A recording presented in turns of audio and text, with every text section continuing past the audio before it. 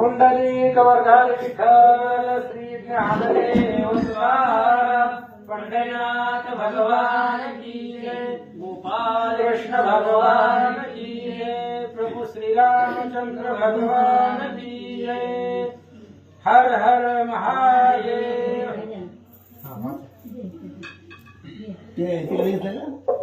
श्री गणेशाय नमः श्री सीतारामचंद्राभ्याय नमः जे ते सर्वदा शिवस्मरण ते ते भुक्ती मुक्ती सर्व कल्याण नाना संकट विघ्न दारुण न वाधती कालत्रयी. कथेचं अनुसंधान आज महाशिवरात्र पर्व काळ आहे आणि या पर्व काळावरती भगवान श्री महादेवाचं चरित्र आपण आज या असणाऱ्या श्री विठ्ठल रुक्मिणी मंदिरामध्ये महादेवाचं चरित्र थोडं अल्प बुद्धीनं वर्णन करणार आहोत.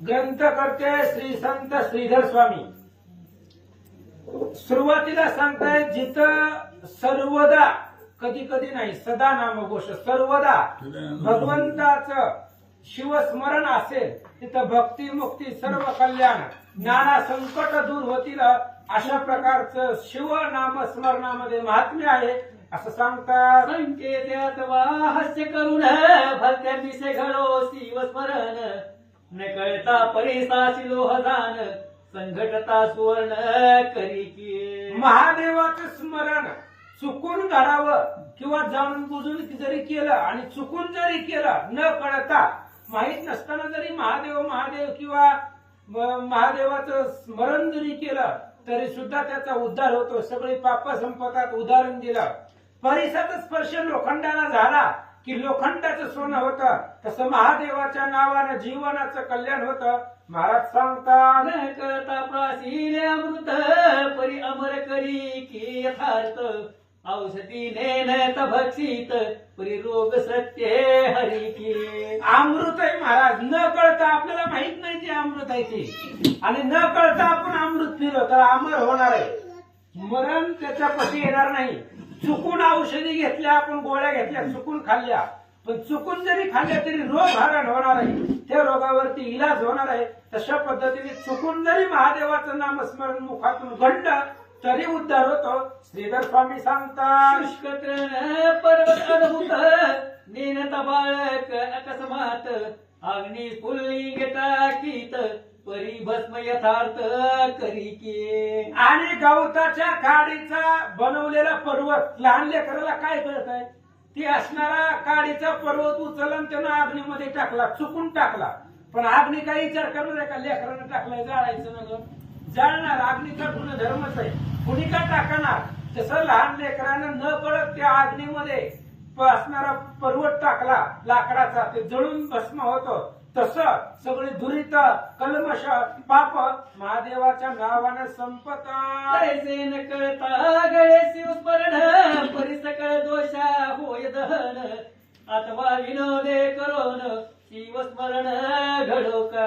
तशा पद्धतीने न कळता चुकून जरी महादेवाचं स्मरण मुखामधून गेलं तरी सुद्धा सगळे पाप कल्मश दुरित दोष संपले जातात आणि संपल्यानंतर ना पुन्हा किंवा विनोदानं चुकून हसत करत जरी महादेवाचं स्मरण केलं तरी सगळी पाप संपतात. हे का व्यर्थ हका फोडिती शिव शिव नामे अरडती अरे का हे उगे न राहती हर हर गरजती वेळ वेळा. आणि काही अभक्त असतात त्यांना असलं पोथी पुराण भगवंताचं नामस्मरण चालू केलेलं जमत नाही.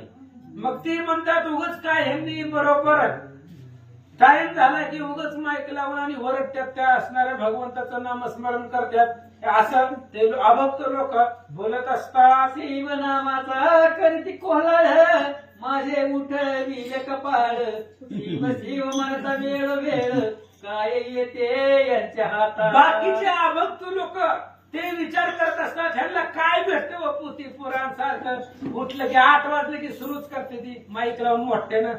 आमच्या इथं कपाळ दुखतंय हे असलं रोज ह्यांचं ऐकून ऐकून पण ह्यांना काय भेटतंय बरं हे असलं महादेवाचं स्मरण करून शिवलीला अमृताचा आदय घेतला दुसरा काय भेटतं ह्यांना असं ते अभक्त लोक म्हणत असते. हे का व्यर्थ हका फोडिती शिवनामाचा करती कोलाळ माझे उठविले कपाळ शिव म्हणता वेळ वेळ काय येते यांच्या हाता ऐशी हेळ ना करी क्षणी परी उमा वल्लभ नामे वदनी पुत्र कन्या नामे करोनी शिवस्मरण घडोका.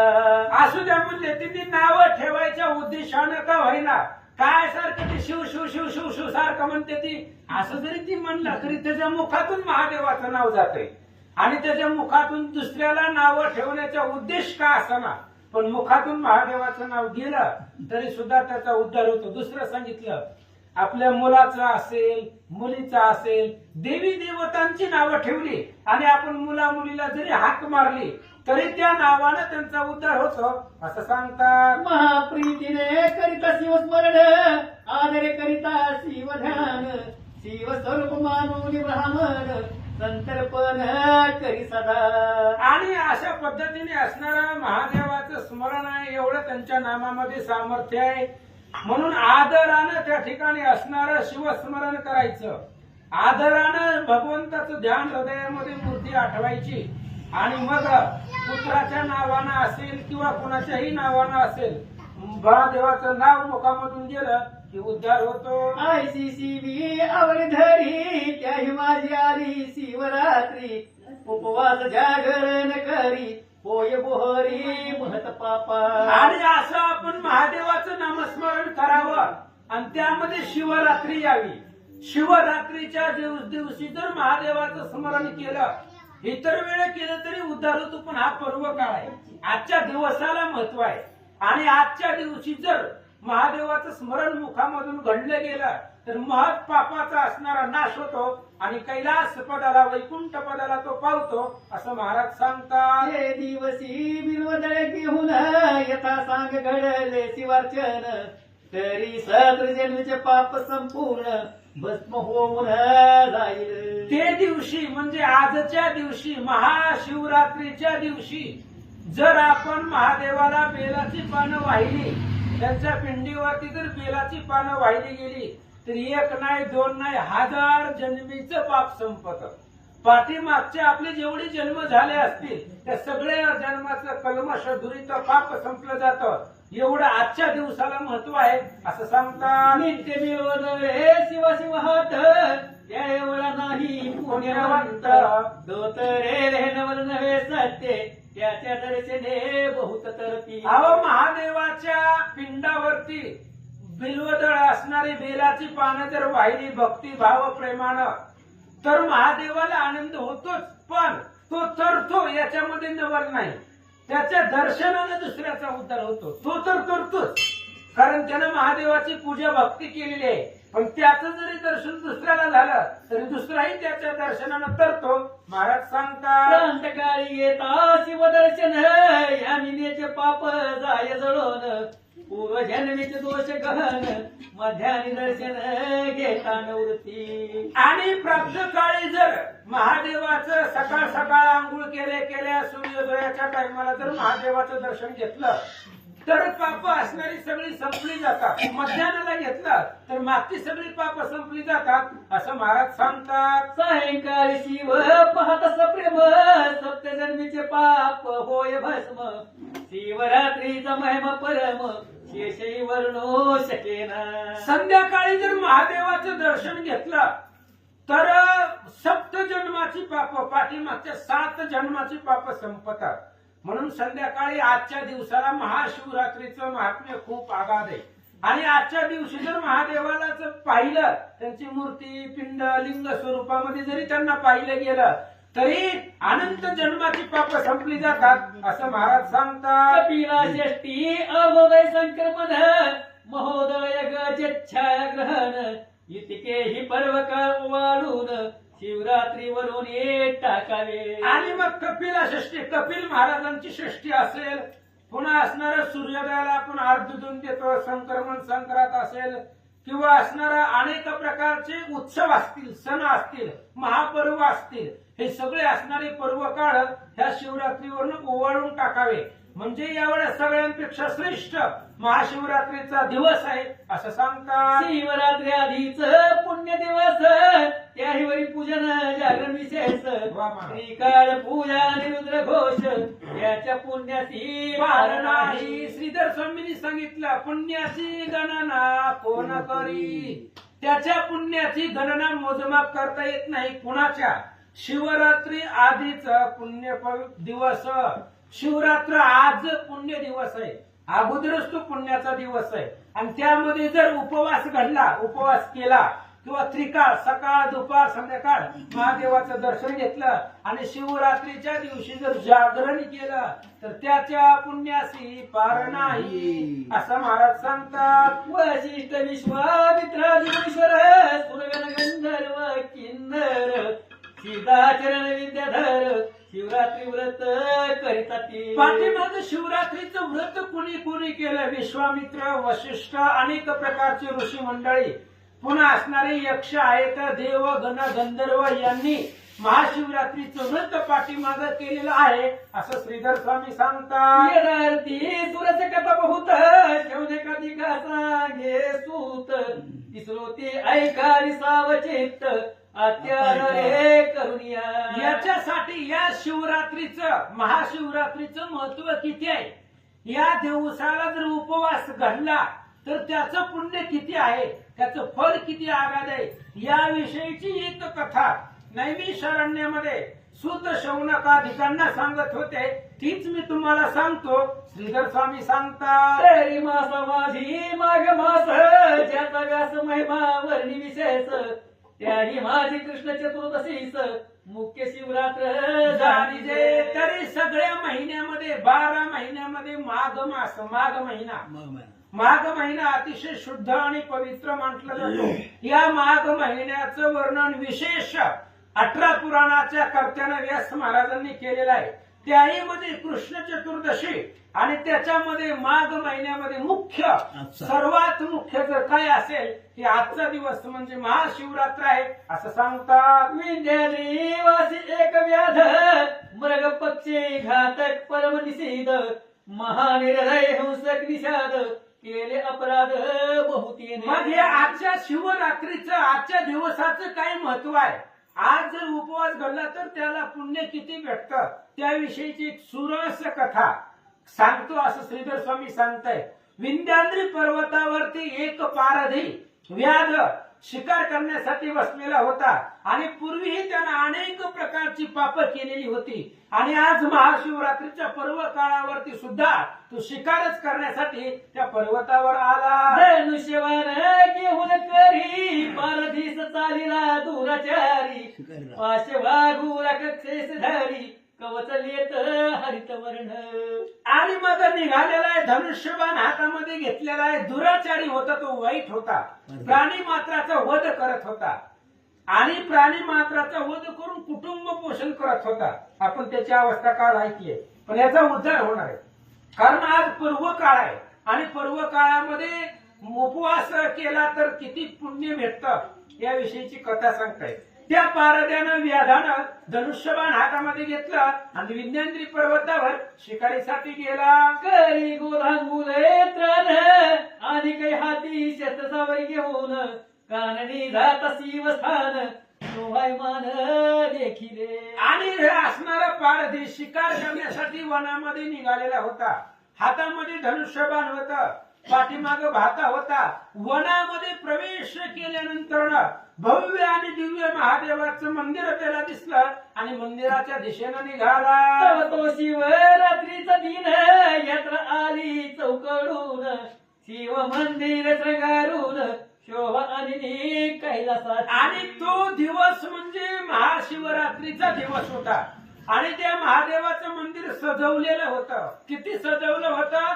शोभा आणि कैलासाची, कैलास पर्वताचं जेवढं शोभा आहे तेवढी शोभा त्या मंदिराला आणलेली होती. आणि महाशिवरात्र पर्व काळ असल्यामुळं सगळे भक्त मंडळी त्या मंदिरामध्ये आले होते. शुद्ध रजत गटवर्ण दिवालय झळके शोभायमान गगन चुंबित ध्वज पूर्ण रत्नजडित कळस तळपती. कळस रत्नाचा होता, रत्नाचे असणारी माणिक ते असणारे कळसाला होता, लाइटिंग वगैरे जशी सजावट शोभिवंत दिसण्यासारखी सजावट त्यांनी केली होती. मरे मनी मय शिवलिंग भक्त पूजा करीती सांग अभिषेक धारा भंग विप्र धरिती रुद्र घोषे. आणि मध्यभागी शिवलिंग होतं, आपण त्यांना पिंड म्हणतो महादेवाची, आणि ती शिवलिंग मध्यभागी होतं. भक्तजन आसपास सगळे असणारे ब्राह्मण वगैरे वेदाचा घोष होत होता, भक्त मंडळी पूजा करत होते असं सांगतात. एक टाळ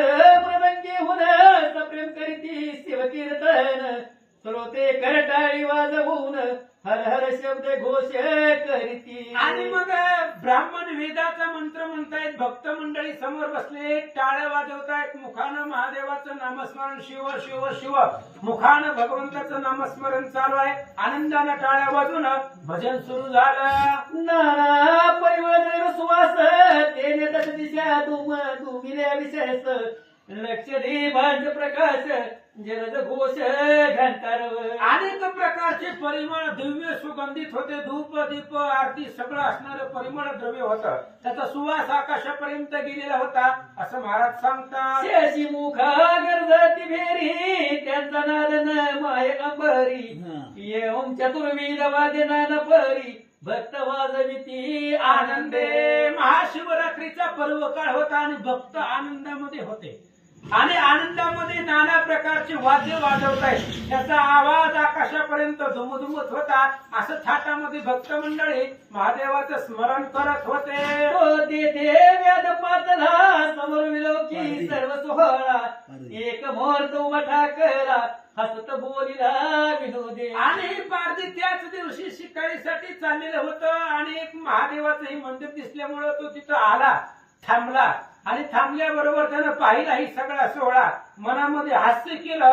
काय म्हणतो, हे मूर्ख अवघे जण येते द्रव्य काय व्यर्थ नासोन हात ढगल बाहेर पाछान देव पण येते कैसे. आणि तो असणारा रस्त्यानं जात असताना म्हणू लागला, काय ह्यांना कामच नाही. ती म्हणली, काय ती देव आहे, दगड आहे, दगड आतमध्ये दगड आणि बाहेर बी दगडच आहे. ते कुठे ह्यांना देव भेटणार आहे, देव देव करून उघड आपलं माईक लावून ओरडते. ती म्हणला, काय ह्यांना देव देव करून भेटताय असं बाहेर ना तो बोलू लागला. उत्तम अन्न साधून व्यर्थ का करीती उपोषण ऐशिया चेष्टा करीत तेथून कारण प्रती जात. त्याने विचार केला, उत्तम पंचपक्वानाचं मस्तपैकी जेवायचं ढोगच उपवास. आज कोणाला विचारलं की शिवरात्रीचा उपवास आहे, काय उपवास करून त्यांना भेटतंय असं तो बाहेरनं जाणारा व्यक्ती, मंदिराच्या जवळ जाणारा हास्य करून विनोदानं किंवा महादेवाचा उपहास करायचं म्हणून तो बोलू लागला. लोक नामे गरजती वारंवार आपण विनोद म्हणे शिव हर हर सहज सव्य घालवली शिव मंदिर गोर कांतार प्रवेशला. मग लोक महादेवाचं स्मरण करत होते, मंदिरामध्ये भजन चालू होतं, शिव शिव शिव हर हर महादेव अशा प्रकारची गर्जना करत होते. त्याने मी म्हणलं, आपण ते असंच म्हणू, काय आपलं काय जातंय म्हणाला, म्हणून त्यानं आपलं उगच टिंगलीनं किंवा उपहासानं शिव शिव म्हणून महादेवाच्या मंदिराला उजवी प्रदक्षिणा करून निघून गेला. वाजेशी लागला तोची वेध विनोद बोले शिव शिव शब्द नाम प्रताप दोष अगाध झडत सर्व चालिले. आणि तीच ध्यास लागला, शिव शिव शिव मुखामध्ये नामस्मरण त्यानंही सुरू केलं. आणि मग महादेवाचं नामस्मरण जसं जसं कराल तसं तसं तसं त्याचं पाप जे होतं पूर्वीचं सगळं, ते सगळं पाप त्याचं संपत चाललं. घोर अंधार सेवित वन नारदीच जीव लघुदारून तो वरून दिगोदूचे सदन वासर म्हणी प्रवेशला.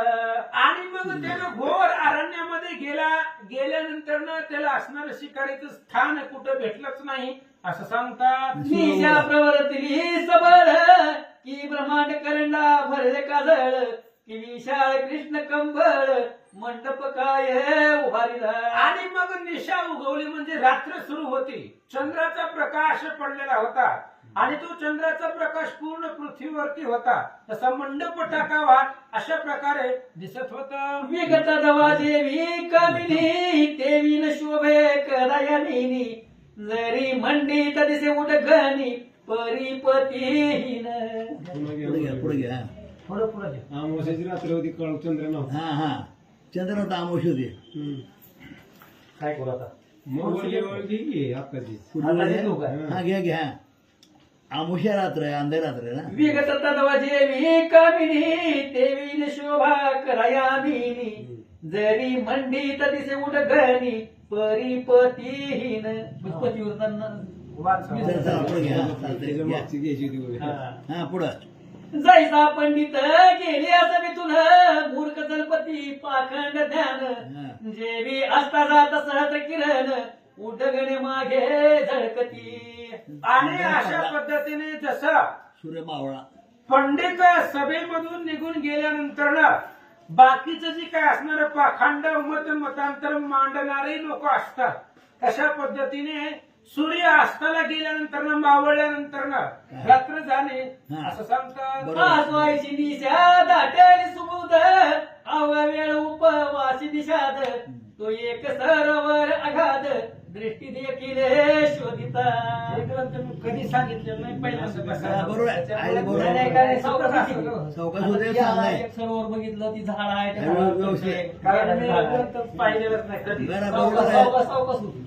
आता दिवस मावळा अंधार पडला एवढं त्या झालं. चला. झाडावर सरोवर बघितले झाड आहे की हा, हा. ह्याचं बेलाचं झाड आहे. अगदी बरोबर आहे काही चुकीचं नाही. सांग. सावकाश. आसवायशिनीच्या दाटेली सुबोध अवघा वेळ उपवासी निधाद. तो एक सरोवर अगाध दृष्टी देखील शोधिता. अशा पद्धतीने अशी असणारी सुबुद्ध निशा म्हणजे रात्र गडद अशा प्रकारची रात्र अंधार घातलेला होता. आणि सगळं असणारा दिवस व रात्रभर तू उपवासी होता निशात. त्यानेही काही खाल्लेलं नव्हतं. उपवासी असल्यामुळं आणि जवळ एक सरोवर होतं भव्य दिव्य असणार असं सांगतात. अनेक संपत्ती सौभाग्य सदनी देवी सरोवरी शोभती कुमुदी. तटी बिलो वृक्ष गगनी शोभायमान पसरला. जशा प्रकारे अनेक असणारी रत्नाचा धनाचा प्रकाश असावा, सोन्याचा प्रकाश असावा, तसं कमळ त्या सरोवरामध्ये होती, विकासलेली होती. आणि त्यात असणाऱ्या सरोवराच्या जवळ एक बेलाचं झाड होतं. ते त्या व्याधाने पाहिलं. योग भ्रष्ट कर्म भूमीस पावती जनन देवी बिल्व ढाळ्या गगनी होऊन भूमीस लागल्या येऊन माझी रविशी शिकरण दिसे. आणि ती असणारी तिथली जी झाडं होती, बेलाचं वगैरे झाड होतं, ती असणारी झाडं होती आणि भव्य होती. तशी एखादा योग भ्रष्ट पृथ्वी तलावरती येतो आणि आल्यानंतर पुन्हा असणाऱ्या आपापल्या कर्मभूमीला येऊन जीवन जगतो. तशा पद्धतीने सांगतात. त्यात तळमदाट रे दारुण माझी पैसाला व्याध जाऊन शहरा शरी शर लावून कानडी ओढून सावध. त्या सरोवराच्या किनाऱ्याला दाट झाडी होती. ती झाडी असणारी उंच होती. त्याच्यामध्ये जाऊन असणारा तो व्याध पारधी बसलेला आहे. धनुष्यबाण हातामध्ये घेतलेला आहे. बाण धनुष्याला लावलेला आहे.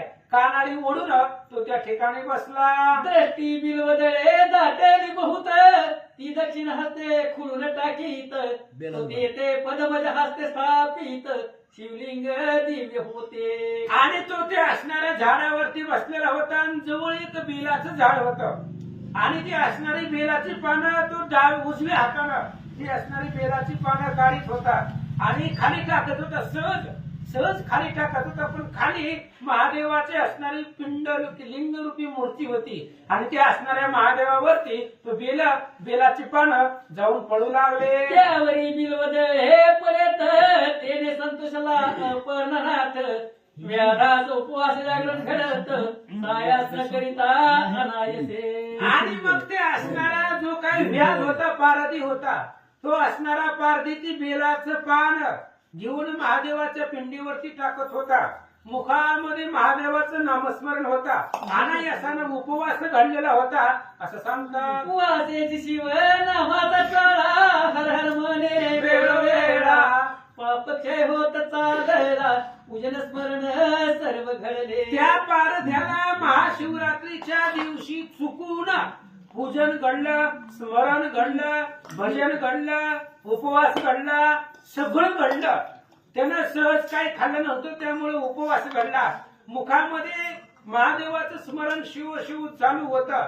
मंदिराला उजवी प्रदक्षिणा घातली होती, बेलाची पानं खाली सहज टाकत होता, पण खाली महादेवाची पिंड होती, म्हणून त्याचे पाप संपत चालले.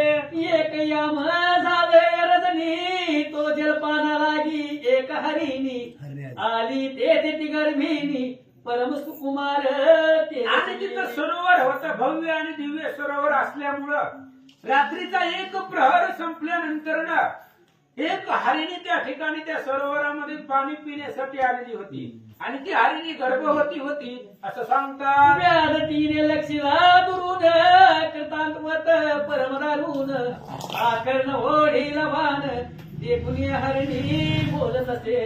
आणि त्या असणाऱ्या हरणीनं त्या व्याधाला पारध्याला पाहिलं. आकर्ण कानापर्यंत बाणाची धनुष्याची कानाडी ओढलेली होती, बाण धनुष्याला लावलेला होता. त्या हरणीने पाहिलं आपण गर्भिणी आहोत आणि आता हे आपल्याला बाण मारिलं, हे असणारी अशी भीती मनामध्ये ठेवून ती असणारी हरिणी त्या पारध्याला बोलू लागली. काय म्हणते म्हणे महापुरुषा अन्यवीन कामलवरी लावी तभान मी तव हरिणी आहे गर्भीन वदतुवान करावा. आणि त्या असणाऱ्या हरणीने बोलायला सुरुवात केली. का मला विनाकारण मारायला लागलं? मी गर्भिणी, माझ्या पोटामध्ये बाळ आहे आणि असणाऱ्या गर्भवती जी गर्भिणी आहे तिला मारलेल्याचं पातक खूप लागत, त्याच्यामुळं का माझा वध करायला असं ते पारध्याला हरिणी म्हणते. उदरात गर्भ सूक्ष्माज्ञान वदिता दोष तुझ दारुण एक रथवरी जीव वदिता स्थान तरी एक बस्त वदियला. आणि ती हरिणी त्या पारध्याला सांगू लागली पोटामध्ये बाळ आहे, गर्भ आहे आणि त्या असणाऱ्याला जर बाळाला जर मारलं, लहान लेकराच्या बाळाची हत्या जर घडली तर त्या असणाऱ्या बाळ हत्तीचं पातक किती उंच आहे, किती मोठं आहे हे ती हरणी सांगू लागली. रथ भरून बारीक बारीक किडे मारल्यानंतर ना एक बोकड मारलेल्याचं पाप त्याला लागतं. शेत बस्त वदित एक वर्ष भात्याचे पातक शेत वर्षी बत गोहात्या देख गळिनी शास्त्र वदत असे. हरिणी शास्त्राचा आधार घेऊन त्या पारध्याला सांगू लागली, ऐक 100 रथ भरून किडे मारल्यानंतर ना एक बोकड मारलेलं पाप लागतं बसत. अशी रथ भरून बोकड बसत, 100 बसत मारल्यानंतर ना एक बैल मारलेलं पाप लागतं. 100 बैल मारल्यानंतर ना एक गाय मारलेलं पाप लागतं. शेत गोहत्याचे पातक पूर्ण एक वदिता होय ब्राह्मण शेत ब्रह्महत्याचे पातक झान एक स्त्री वदिया. आणि असे 100 गोहत्या घडल्यानंतर ना 100 गायीचा वध केल्यानंतर एक ब्राह्मणाला मारलेलं ब्रह्महत्येचं पातक लागतं ब्राह्मणाला मारल्यानंतर ना. आणि 100 ब्रह्महत्या घडल्यानंतर ना एक स्त्री हत्येचं पातक लागतं अशी ती हरणी सांगू लागली. शेत स्त्रियाहून अधिक एक गुरु हत्येचे पातक त्याहून शतगुणी देख एक गर्भिणी वधिलिया. त्या हरणीने सांगितलं पारध्याला 100 ब्राह्मण मारल्यानंतर ना शत ब्राह्मणाचा वध झाल्यानंतर एक गुरु हत्येचं पातक लागतं. अशा 100 गुरु हत्या घडल्यानंतर ना एक गर्भातलं बाळ मारलेलं पाप त्याला लागतं असं ती हरणी सांगू लागले. तर्याने नसताय अवसरी मज मारिसी का वनांतरी व्याध म्हणे कुटुंब घरी उपवासी वाट पाहत. आणि ती हरणी बोलू लागली माझ्या पोटामध्ये बाळ आहे, मला का मारायला लागला, माझा काय अपराध आहे, तू मला एकटा नाही तर माझ्या बाळाला सुद्धा मारणार आहे. त्यावेळेस ते असणारा शिकारी म्हणू लागला पारधी मी तरी काय करू, माझी असणारी घरी सगळी बायका लेकरं उपवासी आहे, मी जरी तर शिकारी केली तरच ती घरामध्ये जाऊन खातेली असं तो बोलू लागला. मी आजी निराहार अन्न नाहीच अनुमात्र परी मृगी होऊन सुंदर गोष्टी वदसी शास्त्रीच्या. आणि ते असणाऱ्या पारध्याने सांगितलं मी सुद्धा उपवासी आहे, मी काही सकाळीपासून काही खाल्लेलं नाहीये, माझा परिवार उपाशी आहे, मी उपाशी आहे, आम्ही सगळेच उपाशी आहे. आणि तू एवढं शास्त्राच्या आधाराने एवढं गोड गोड स्वतःचा जीव वाचवण्यासाठी बोलते असं तो पारधी बोलू लागला. माझाचे रे वाटत पोटी न राहायच्या सांगायची गोष्टी तुझ देखून या दृष्टी दया हृदयी उपजत असे. बारद्याने सांगितलं तू एवढं गोड गोड बोलते माणसासारखं एवढ्या गोड शास्त्राच्या आधारानं पुराव्यानं सांगते तुझं असं ऐकल्याबरोबर तुझ्यावरती दया येते किव येते असं तो बोलू लागला. पूर्वी तू होतीस कोण तुझं एवढे ज्ञान कोठून तुम्ही शाळे त्रिरूप लावण्य सर्व वर्तमान मज सांगे. बारद्याने विचार केला ज्या अर्थी एवढी शास्त्राच्या आधारानं बोलते त्या अर्थी तुझ्यापाशी आघात ज्ञान आहे. मग एका हरणीला एवढं ज्ञान असत नाही मग तू पूर्वजन्माची कोण आहे आणि कुठल्या कारणामुळे तुला हरणीचा देह मिळाला मला सांग. मृगी म्हणे ते अवसरी पूर्वी मंथन करिता क्षीरसागरी चतुर्दश रत्नकारी सुरासुरी महाप्रयत्न करुनिया. आणि त्यावेळेस त्या हरणीने सांगायला सुरुवात केली पूर्वी समुद्र मंथन केलं होतं. का केलं होतं समुद्र मंथन? रत्न काढायला त्यात कुठलं तरी रत्न नाही का? त्या माझी मी रंभाचे तूर रंभा. सांगू दे की. नाही आणि समुद्र मंथन का झालं होतं रामायणामध्ये सांगितलं. नका वाढवले ही आज जास्त. ब्रह्मशाप इंद्रासी झाला त्याने रत्न समूह सागरी पडला. समुद्र मंथन आरंभ केला. देवी दैत्य मिळवून या. दुर्वास ऋषीने इंद्राला शाप दिला होता. का दिला होता तर दुर्वास ऋषी इंद्राकडे गेले होते आणि गेल्यामुळं त्यांना इंद्रानं त्या ऋषीचा मान सन्मान केला नाही. संपत्तीच्या बळावरती तो मातला होता म्हणून दुर्वास ऋषीने शाप दिला की तुझी सगळी इस्टेट जी आहे ज्या इस्टेटीचा संपत्तीचा घमेंड आहे सगळी पाण्यात पडेल असा शाप लागला. म्हणून ब्रह्मशाप इंद्रासी झाला. त्याने रत्न समूह सागरी पडला. समुद्र मंथन आरंभ केला. देवी दैत्य मिळवून या आणि त्या समुद्र मंथनामधून 14 रत्न बाहेर पडली असं ती हरणी सांगते. त्या माझी मी रंभाचे तूर मज देखून बोलती सुरार नाना तपे आचरून अपार तपसी पावती आम्हाते. आणि त्याच्यामध्ये मी एक रंभा म्हणजे असणारी उर्वशी ती असणाऱ्या 14 रत्नामधून निघालेली होती आणि माझं एवढं मोहक रूप होतं. देव राक्षस सगळे असणारी मला पाहून मोहित होत होती अशी हरणी पारद्याला सांगते. नयन कटाक्षे जाळे पसरून बांधली निर्जराचे मन मीन माझ्या अंग सुवास वेधून मुनी भ्रमर धावती. आणि मी नयन कटाक्षानं असणाऱ्या माझ्या नयनाने सगळ्या असणाऱ्या जीवाला देवाला कामामध्ये अडकवलेलं होतं. माझं अंग सुवासानं कित्येक असणारी मोहन गेलेली होती असं सांगतात. माझे गायन ऐका वया सुरंग सुधा पाणी धावती पुरंग मी भोगी स्वर्गीचे दिव्य भोग स्वरूपेन मानी कोणासी. आणि मी स्वरूपाचा अभिमान माझ्या मनामध्ये होता. सुंदरपणाचा अभिमान म्हणी सुंदरपणाचा अभिमान माझ्या मनामध्ये होता.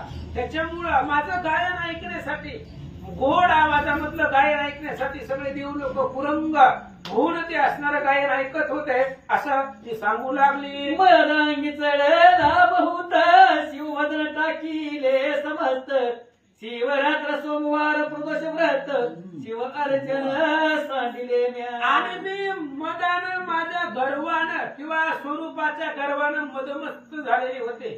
त्याच्यामुळं उन्मत्त झालेली होती. गर्व धरलेला होता मनामध्ये म्हणून महादेवाची पूजा केली नाही. सोमवार आहे शिवव्रत आहे प्रदोष आहे हे सगळं मी सोडून दिलं असं ती सांगू लागली. सोडून या सुधा पान करू लागले मध्यप्राशन हिरण्य नाम दैत्य दारुण सूर सोडून रचले त्यासी. आणि मग असं झालं होतं की मी असणारं देवांबरोबर रथ व्हावं हे असणारा स्वधर्म आहे आणि अमृत प्राशन करावं पण त्या अमृताचा विसर पडला आणि मध्य त्या दिवशी प्राशन केलं आणि देव लोकांना सोडून त्या एका हिरण्य नावाच्या राक्षसाबरोबर मी रथ झाले असं ते सांगू लागले. ऐसा लोटला काळ अपार प्रवेश गेला तो असुर त्या दुष्टा संग अपनावर भजन पूजन विसरले. आणि मग असं अनेक दिवस त्या ठिकाणी काळ लोटले गेले आणि ज्याच्या बरोबर मी असणारी रथ होते तो राक्षस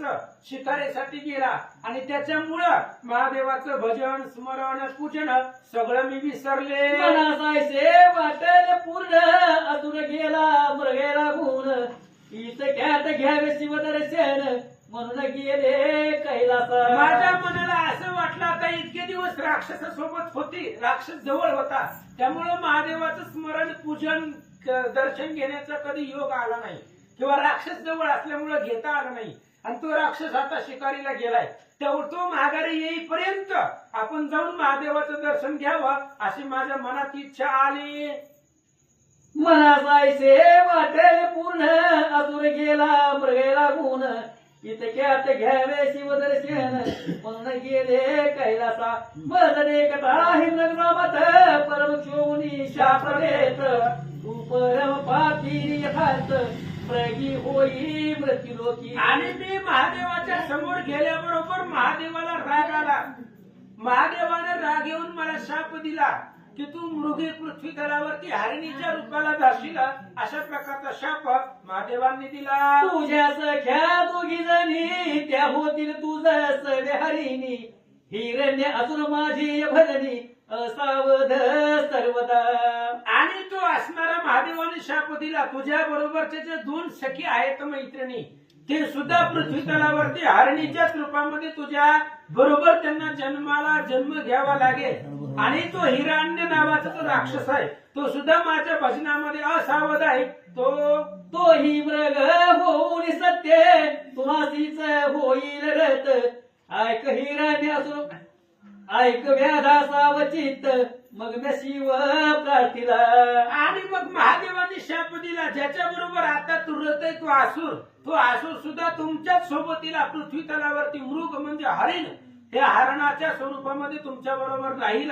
अशा प्रकारे त्या पारध्याला ती हरणी सांगू लागली. पुन्हा मी महादेवाची विनंती केली. हे पंचवदना विरूपाक्ष सच्चिदानंद कर्माध्यक्षा दक्ष मकदना सर्व साक्षा उशाप देई. पुन्हा मी महादेवाची प्रार्थना केली, हात जोडले, स्तुती केली आणि सांगितलं, महादेवजी आम्हाला उशाप द्या. भोळा चक्रवर्ती दयाळ उशाप बोलला पैपेंद्रवर. द्वादश वर्ष भरतात काळ पावल माझी या पदाते. आणि मग महादेवजी स्वभावानं भोळे, शिव भोळा चक्रवर्ती, त्याचे पाय माझे चित्ती, अशा प्रकारचे भोळे देव असल्यामुळं लवकर कृपा आली आणि त्यांनी उशाप दिला. 12 वर्षापर्यंत पृथ्वी तलावरती राहतात आणि 12 वर्षानंतर पुन्हा माझं स्वरूप तुम्हाला प्राप्त होईल. मग आम्ही मग येऊन जन्मुलया कर्म अवनी तरी मी घडवी न्याय हरिणी प्रसूत काळ समीपासे. आणि ती हरणी पारद्याला सांगू लागली, असं मी पूर्वीची उर्वशी रंभाय समुद्र मंथनामधून निघालेली आहे, पण काही आमच्या कर्मानुसार आम्हाला शाप भेटलेला आहे आणि हरणीच्या जन्माला मला जावं लागलं, मी गर्भिणी आहे असं ती पारद्याला सांगू लागले. तरी मी आपुल्या स्वस्थळा जाऊन सत्वर येते गर्भ ठेवून. मग तू सुखे घे प्राण सत्यवचन हे माझे. हरणीने सांगितलं, मी असणाऱ्या स्वस्थानाला आमच्या तिकडे जाते आणि तिथं असणाऱ्या पोटातल्या बाळ ठेवते आणि पुन्हा मग तुला मला मारायचं असेल तर मार, पुन्हा मी माघारी येईन असं ती हरणी सांगू लागले. आयसे मृगी बोलली सावचित्त त्यावेळी तो व्याध काय बोलत. तू गोड बोलस यथार्थ परिश्वास मजन वाटे. आणि ते असणाऱ्या पारध्यानं बोलायला सुरुवात केली. म्हणली, तू बरोबर बोलते पण विश्वास बसत नाही. आता मला काहीतरी बोलून निघून गेली, नाही झाल्यावर मी काय करू? त्याच्यामुळे तू येतील का नाही काय माहिती मला. गोड गोड बोलते पण तुझ्या बोलण्यावरती माझा विश्वास नाही असं तो सांगू लागला. नाना परी असत्य बोलून करावे शरीराचे संरक्षण. हे प्राणी मात्राचा आहे ज्ञान तरी तू सोपत आता. त्या पारध्यानं हरणीला सांगितलं, नाना प्रकारे खोटं बोलून आपला जीव वाचवावा हे प्रत्येकाला ज्ञान आहे. काहीतरी बोलून स्वतःचा जीव वाचवावा प्रत्येकाचं कर्तव्य आहे, म्हणून करू नये तेही करावे. परी आपुले शरीर वाचवावे मग ते हरिभक्तीस लावावे. ऐसिया ते पाप असे ना. श्रीधर स्वामी सांगतात जैमिनी आश्रम, काही करायची वेळ आली तरी करा पण स्वतःच शरीर वाचवा असं तो पारधी म्हणू लागलेला आहे. महत पापे उच्चारून शपथ वदे यथार्थ पूर्ण. यावरी ते हरिणी दिनवदन वाहत आन ऐकते. आणि ती असणारी हरणी पारधी सांगू लागला हरणीला, तू उगाच सहज इथून बोलून जायचं नाही. महान पापाची जी काही शपथ आहे ती शपथ तू इथं माझ्या पुढे सांग, वध घे आणि शपथ घेऊन जा. असं बोलल्याबरोबर हरणी काय करते, ब्राह्मण कोळी उपजून दोन करी वेद शास्त्राध्यायन, सत्य शौचवरजित संध्याहीन माझ्या शिरी पातक. आणि पारध्याचं बोलणं ऐकून लगेच हरणीने शपथ घ्यायला सुरुवात केली. जो ब्राह्मणाच्या कुळामध्ये जन्मलेला आहे आणि ब्राह्मणाचं पहिलं कर्तव्य वेदशास्त्राचं योग याग हवन करणं, आणि अशा ब्राह्मणा कुळामध्ये जन्मून जो वेदशास्त्र अध्ययन करत नाही, योग याग हवन करत नाही, ते पाप माझ्या मस्तकावर बसेल असं सांगू लागले. एक वेद विक्रय करीती पूर्ण कृतज्ञ परपीडक ना आवडे भजन, एक दानाशी करती विघ्न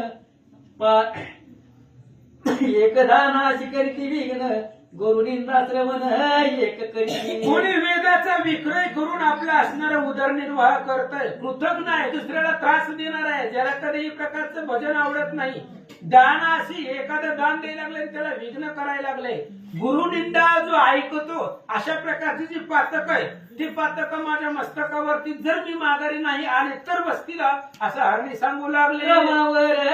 वराची निंदा त्या पापाची मज होया बळा, दान हृदयाचे ब्रह्मवृंदा हिरून येती माघारे. हरणीने शपथ बोलायला सुरुवात केली. महादेवाची, भगवान श्री विष्णूची जी निंदा करतील, निंदा ते करतील, पण त्यांनी निंदा केलेल्याचं पाप मला लागेल. पुन्हा शास्त्र ते असणारे दान दिलेलं आहे, जे ब्रह्मवृंदाला, ब्राह्मणाला, अतिथीला दिलेलं दान ते जर माघारी घेतलं तर ते पाप माझ्या मस्तकावर बसेल. एक येती निंदा करीती, एक शास्त्र पाहती द्वैत निर्मिती, नाना भ्रष्ट मार्गाचरती स्वधर्म आपला सांगू. काही लोक असणारे प्रत्येकाची निंदा करतायत. शास्त्र पाहिल्याबरोबर द्वैत, त्या शास्त्रामध्ये ग्रंथामध्ये चुका काढणं, हे असं करणारी जी लोक आहेत, नाना प्रकारचं भ्रष्ट धर्मानं आचरण करतायत, स्वधर्म सोडतायत, ही सगळी पातक माझ्या डोक्यावरती बसतील. देवालयामाही जाऊनी हरिकथा पुराण श्रवणी, जे बैसती वेळ घेऊनी ती कोणी होती पापिये. देवाच्या मंदिरामध्ये जायचं, तिथं असणारं हरी कथा, भगवंताची कथा, पुराण श्रवण चालू आहे, आणि तिथं मंदिरामध्ये जाऊन पानाची विडी खात बसायचे. असं जर केलं तर तू पापी अधर्मी आहे असं सांगतात. जे देवळात करती त्रिसंभोग की श्रीवर्तनाशी करे ती वियोग, ते नपसुख होऊन अभागे उपजती या जन्मी. देवळामध्ये काम भावनेनं स्त्री बरोबर संभोग करणं किंवा स्त्री भाकराचा पती पत्नीचा वियोग करणं, असं जर केलं तर ते पापी लोक मृत्यू लोकांमध्ये जन्मतात असं सांगतात. वर्म कर्म निंदा करीत तो जग पुरुषी भक्षक का होत, शिष्याची विद्या असून न सांगत तो पिंगळा होत निर्धारे. वर्म कर्म, एखाद्याचं वर्म बोलून त्याची असणारी निंदा करायची, असं जर त्यांनी केलं तर ते असणारे त्या ठिकाणी काय होतं, पिंगळा. पिंगळाच्या नामाने. पिंगळाच्या आधीच कावळा कावळा, काग, ते असणारे कावळे होती ना. आणि जो माहिती असून सुद्धा दुसऱ्याला ज्ञान सांगत नाही किंवा गुरुला माहिती आहे पण शिष्याला सांगत नाही, तो निंदक होतो असं सांगतात. अनुचित प्रतिग्रह ब्राह्मण घेते,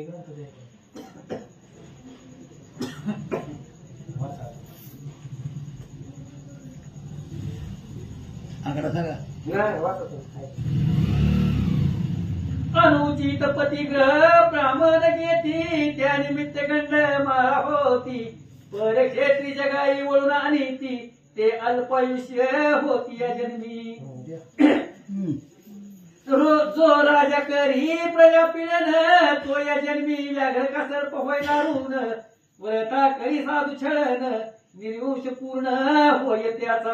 आणि अशा प्रकारे जो राजा करी प्रजा पीडना, जो राजा स्वतःच्या प्रजेचं पीडा करतो तो या जन्मामध्ये वाघ किंवा साप होतो, आणि जो साधूला छळन करतो त्याचा पूर्ण वंश निर्वश होतो असं सांगतात. स्त्रिया व्रत नियम करीत, व्रतराशी अहेरीत, धन धान्यातून वंचित, तेव्हा गुळा होती या जन्मी. काही स्त्रिया व्रत नियमाचं आचरण करतात पण आपल्या पतीची निंदा करतायत, त्यांचा आवेर करतायत, धनधान्य असून सुद्धा सगळं असणारं लपवून ठेवतात. त्या या जन्मामध्ये वटवाघोळाच्या स्वरूपाला जन्माला जातात असं सांगतात. पुरुष कुरूप म्हणून त्या किती ते या जन्मी वाद विधवा होती. ते ही धर्म कर्म करीती मग त्या होती वारंगना. आणि पुरुष कुरूप आहे. आपला जो पती आहे तो सुंदर नाही, स्वरूपवान नाही, कुरूप आहे म्हणून त्या पुरुषाचा त्याग करतात. ते असणाऱ्या स्त्रिया बाल विधवा होतात. म्हणजे लग्न झाल्याबरोबर त्यांचा पती जगत नाही, विधवा होऊन जातात. तिथेही जाड कर्म वाईट कर्म त्या स्त्रिया करतात असं सांगतात. ज्या भरतराशी निर्मत स्थिती त्या दासी किंवा कुलटा होती. सेवक स्वामीचा द्रोह करीती ते जन्मा येती श्वानाच्या. ज्या स्त्रिया आपल्या पतीची निंदा करतायत, निर्वचना करतायत त्या दासी होतात पुढच्या जन्मामध्ये. म्हणजे नोकराचं त्यांना काम करावं लागतं. जो व्यक्ती सेवक आणि स्वामीमध्ये द्रोह निर्माण करतो, त्यांच्यामध्ये त्या ठिकाणी द्रोह करतो, ते कुत्र्याच्या जन्माला जातात असं सांगतात. सेवकापासून सेवा घेऊन त्यांचे नेते जो वेतन तो अत्यंत भिकारी होऊन दारोदारी हिंडत असे. आणि जो सेवकाचं काम आहे किंवा स्वामीचं काम आहे, स्वामी काय करतो, आपल्या सेवकाकडून सेवा करून घेतो, पण त्या सेवेचा मोबदला जो देत नाही, सेवक मालक सेवकाला जो मोबदला देत नाही, तो अत्यंत भिकारी होऊन दारोदारी त्याला हिंडावं लागेल असं सांगतात. स्त्री पुरुष गुज बोलता जो जाऊन ऐकण्यात बहता त्याची स्त्री दुरावी हिंडता आनंद मिळे तयाते. आणि काही काही वेळेला स्त्री पुरुष एकांतामध्ये गप्पा मारत बसतात आणि स्त्री पुरुषांच्या गप्पा गुपचूपपणे जो जाऊन ऐकतो, ते ऐकल्यानंतर त्याच्या मस्तकावरती पातक लागतं. त्याच्या स्त्रीचा दुरावा होऊन ते अनेक वेगळ्या मार्गाने हिंडायला असं सांगतात. जे जारण वारण करीते ते भूत प्रेत पिशाच होती. येती उपास पिढीती त्या ते दुष्काळ जन्मवरी. आणि जे जारण मारण करणी वगैरे दुसऱ्यावरती करतात ते पुढच्या जन्मामध्ये भूत प्रेत यांच्या असणाऱ्या योनीला किंवा भूत प्रेताच्या जन्माला जातात. जे अनेक प्रकारची येती उपवास करतात ते पुन्हा जन्मापर्यंत दुष्काळानं पिडलं जातं. अशी पातक माझ्या मस्तकावर लागते. स्त्री रजस्वला होऊनी ग्रही वावरे जे पापिनी पूर्वज रुधिरी पडती पतनी त्या ग्रही देव पितृगणन येती. जी स्त्री रजस्वाला आहे किंवा 4 दिवस जी स्त्री लांब असते आणि त्या जर स्त्रीनं घरामध्ये संसार केला, वावरलं वागलं गेलं, तर ती असणारी स्त्री पुन्हा मेल्यानंतर रुधिराच्या, काल आपण बोललो येऊन लोक घेऊन जात असताना त्या असणाऱ्या रुधिराच्या नदीमध्ये ते पडले जातात आणि त्यांच्या घराला देव येत नाही, तर कुठले पितृगुण येत नाही असं सांगतात. जे देवाच्या दीपाचे तेल निहती ते या जननी पुत्रक होती. ज्या रांधीत अन्न चोरून भक्षिती त्या मारल्यार होती या जन्मी. आणि जे देवाचे असणारे तेल आहे, तेल जर चुरून नेलं तर असणारे काय होतात, निपुत्रिक होतात. आणि जे असणारे अन्न रांधीचा चोरून भक्षिती मांजर होती. मांजर जे असणारे अन्न चोरतात ते असणारे मांजराच्या जन्माला जातात असं सांगतात. हे तर ती मुलीच नाही वाचा. ब्राह्मणास कदन घालून आपण भक्षिती शरीरास पक्वान त्यांचे गर्भ पडती गळण आपुलिया कर्मवशे. आणि ती हरणी पार त्याला सांगू लागलेली आहे. ब्राह्मणाला कदंड म्हणजे कोरडं पीठ ब्राह्मणाला द्यायचं किंवा रात्रीचं राहिलेलं शिळं द्यायचं. असं जर अतिथीला ब्राह्मणाला दिलं आणि आपण आतमध्ये बसून पंचपक्वान्नाचं जेवण खायचं, असं जर कुणी करत असेल तर त्यांचे गर्भ गळून पडतात असं सांगू लागले. जो माता पित्याशी सीनवीत तो या जन्मी मरकट होत. सासू शश्वरा सुष्ण गांजीत तरी बालक नवाचे तियेचे. जो आपल्या आई वडिलांना शिनवतोय म्हणजे त्रास देतोय, अशी जी असणारी पोरं आहेत, मुलं आहेत, जो आपल्या आई बापांना त्रास देतात ते पुढच्या जन्मामध्ये माकड होतात. माकडाच्या जन्माला ते जातात. आणि जे असणारे पुन्हा आपल्या सासू सुनेला किंवा सून सासूला जर त्रास देत असेल, गांडीत असेल, तर त्या स्त्रीचं बालक वाचणार नाही असं सांगतात. मुलगी म्हणे वेदा लागून जर मी नाहीये परतोन तरीही महत पाप संपूर्ण माझ्या माथा वैसोत. हरणीच्या पारध्याला सांगू लागली आतापर्यंतची जी पाप आहे ती सगळी पाप मी तुला आतापर्यंत सांगितली. ती पाप जर मी महागारी आले नाही तरी सगळी पाप माझ्या मस्तकावरती बसतील असं सांगू लागले. हे मी त्या गोष्ट होय साचार तरी घड शिवपूजेचा अपहार. ऐसी शपथ ऐकता निर्धार व्याध शंकरा मानसी. त्या हरणीनं सांगितलं ही जर गोष्ट खोटी ठरली मी आता बोललेल्या घेतलेल्या जर शपथा सगळ्या खोट्या ठरल्या तर शिवपूजेचा उपहास केलेल्याचं पातक माझ्या मस्तकावरती लागेल असं हरणी शास्त्रयुक्त पद्धतीने बोलल्यावर ते असणाऱ्या पारध्याच्या मनामध्ये शंका निर्माण झाले. म्हणे पतिव्रते जाई आता सत्वर येई निशा सरता. हरणी म्हणे शिवपदासी तत्वता पुण्यवंता जाशील. आणि त्या पारध्याने सांगितली जा म्हणले आता खूप शपथा घेतल्या तू जा आता तू तुझं काम करून कर्तव्य करून बाळा ठेवून माघारी या. हरणीने आशीर्वाद दिला की बाबा तुझं सुद्धा कल्याण होईल आणि शिवपदाला पोहोचतील. उदक पान करून मेघी निजाश्रमा गेली ती कुरंगी. इकडे व्याध दक्षिण भागी टाकी बिलवदळे खुडून या. आणि मग ते असणाऱ्या पारधी इकडं ती हरणी निघून गेली. निघून गेल्यानंतर पुन्हा इकडं असणारा तो पारधी जवळ बेलाचं झाड होतं आणि ती उजव्या हातानं डाव्या नाही उजव्या हातानं बेलाचं एक एक एक पान तोडून महादेवाच्या पिंडीवरती टाकत होता. दोन प्रहर झाली या दिनी द्वितीय पूजा शिव मानूनी. अर्ध पाप झाले मुळी होऊनी सप्त जन्मीचे ते धवा. एक प्रहारापासून तो महादेवाची पूजा करत होता. कशी उपवास अगोदर घडलेला होता. महाशिवरात्रीचा दिवस होता आणि महादेव मंदिराला प्रदक्षिणा घडलेली होती. मुखानं महादेवाचं नामस्मरण चालू होतं. बेलाचा वर्षाव होत होता. असं करत असताना एक प्रहरापर्यंत महादेवाची पूजा केली घडली त्याच्याकडून म्हणून त्याचं पाप सगळं संपत चाललं. नामियावर जगली पूर्ण व्याध करी शिवस्मरण. मृग मुख्य ऐकील निरूपण सहज जागरण घडले त्या. नामावरती आवड बसणे. शिव शिव शिव महादेवाचं नामस्मरण मुखामध्ये चालू होतं आणि धर्मशास्त्राचं श्रवण झालं होतं. पोथी पुराणाचं श्रवण झालं आणि त्यामुळे सहज जागरण त्याला घडली असं सांगतात. आजचं वजन आहे ते. तो दुसरी हरणी अकस्मात पातळीचे ते सक्रांत. व्याधे भान ओढीता त्वरिता कर्ण भाकी हरते. तेवढ्या वेळामध्ये दुसरी हरणी आली आणि दुसरी हरणी आल्यानंतर ना त्या बाण सोडला. बाण कानापर्यंत ओढला आणि काय करते पान करो निवेगी निजाश्रमा गेली ती कुरंगी. इकडे व्याध दक्षिण भागी टाकी बिलव दळे खोडोनिया. श्री गणेशाला वंदन करून सरस्वतीला वंदन करून माईक जवळ घ्या माईक घ्या जवळ माईक ओढा. कथेचं अनुसंधान वचनाचा महिमा आम्हाला एक दुसऱ्याला धडा होता. ही हरणीची कथा होती. आणि तेव्हापासून माझ्या म्हणजे हे लक्षात आहे वचनाचा महिमा. कारण हरणी जाऊन तिचं वचन त्यांनी ऐकलं पारध्याला सांगितलं जेव्हा म्हणजे मी परत येते तू माझ्या शब्दावर म्हणजे विश्वास ठेव. आणि ही कथा योगायोगानं आज महाशिवरात्री आणि आपल्याला सगळ्याला ऐकायला मिळत आहे. ही हरणीची कथा अशी आहे की बाबा ही हरणी कोण ती आता मागं पाठीमागं सांगितलं सगळं. आणि अशी कथेला सुरुवात झाली. ती पहिली हरणी गेली आणि तिचे जी काय आता ही मुख्य हरणी होती रंभा उर्वशी होती आणि तिच्या जी सख्या होत्या दोन म्हणजे दासी त्यातली दुसरी एक हरणी आणि आता आली आणि पुढच्या कथेला सुरुवात झाली. प्रहर झाली आमिनी द्वितीय पूजा शिवे मानुनी. अर्ध पाप जळाले मुळे वनी सप्त जन्मीचे ते धवा.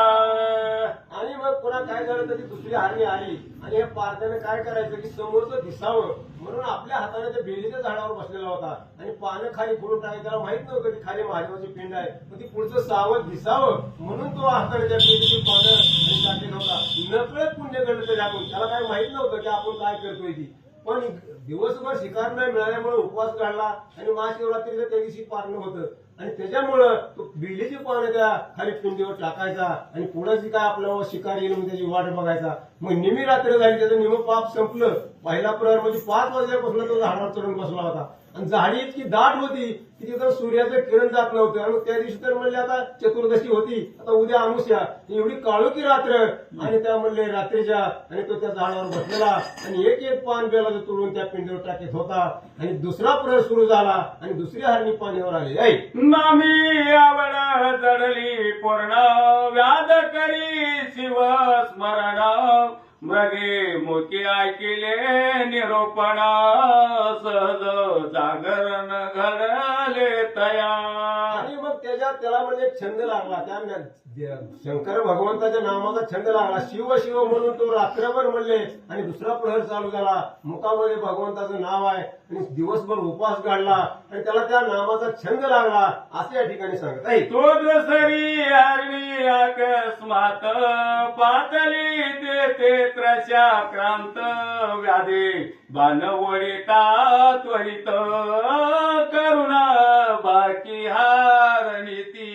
आणि जशी पहिल्या हरणीची कथा झाली तशी म्हणजे दुसरी हरणी पाणी पिण्यासाठी आणि त्या सरोवरावर आली आणि त्या म्हणले पारजाने तिच्यावर नियम धरला आणि आता असे म्हणले कानडी ओढणार. तेवढ्यात त्या हरणी त्याची करुणा वाकू लागली. तेव्हा म्हणले तू काय मला मारू नको अशी हरणी बोलू लागली. मने व्यादायक ये समयी मज कापा कामानळे पिढिले पाही पतीस भोग देवनी लवलाही परतोन येते सत्वर.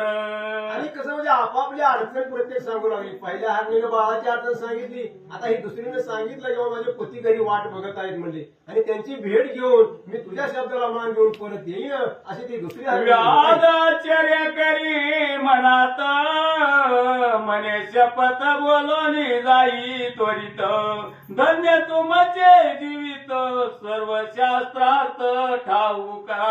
आणि मग ज्यावेळेस त्या हरणी विनंती करू लागली तेव्हा म्हणले मी पतीला भेट देऊन परत येते असं म्हणल्यानंतर पारध्याने बोलायला सुरुवात केली. म्हणले धन्य तुमचा जे म्हणले जन्म आहे म्हणले. पहिल्यांदा सगळं तिची कथानं सांगितली आणि तुम्हाला एवढं ज्ञान कुठून आलं आणि तूही म्हणले तिच्यासारखंच मला म्हणले ज्ञानाच्या गोष्टी सांगत आहे असा तो पारधी आणि त्या हरणीला बोलत आहे. वापी तळाग सरोवर पतित मोडी देवागार गुरु निंदक मध्ये पाणी दुराचार ती पापे समग्र मस्तकी माझ्या नाया.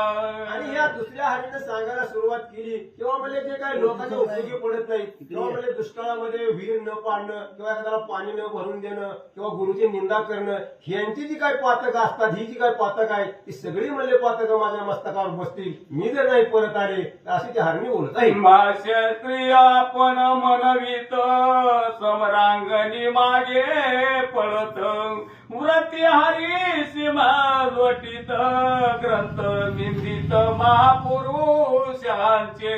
म्हणजे दुसऱ्या त्यांनी उदाहरण दिलं तेव्हा म्हणले आता जे आपलं शूरवीर असल्यासारखं नुसतं बोलायचं म्हणले आणि जर युद्धाला चाललं तर भिवून पळून यायचं.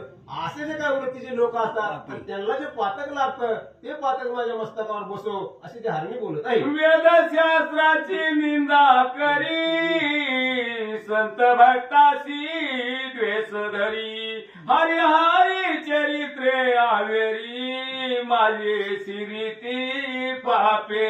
कोणची पाप किंवा जी काय लोक आता म्हणले जी काय भजन करतात किंवा म्हणजे त्यांना नावं ठेवतात मग म्हणले त्यांची जी काय पाप आता भजन करणाऱ्याला किंवा म्हणजे पोथी वाचणाऱ्याला की अनेक प्रकारचे भक्ती करणाऱ्या लोकांना जी लोक नावं ठेवतात आणि त्यांना जे पाप लागतं ते सगळं पाप माझ्या मस्तकावर सोनी पायी पती लागिसी नवी मने नाही पती सांडोनी निजे परग्रही ती पापे माझिया माता.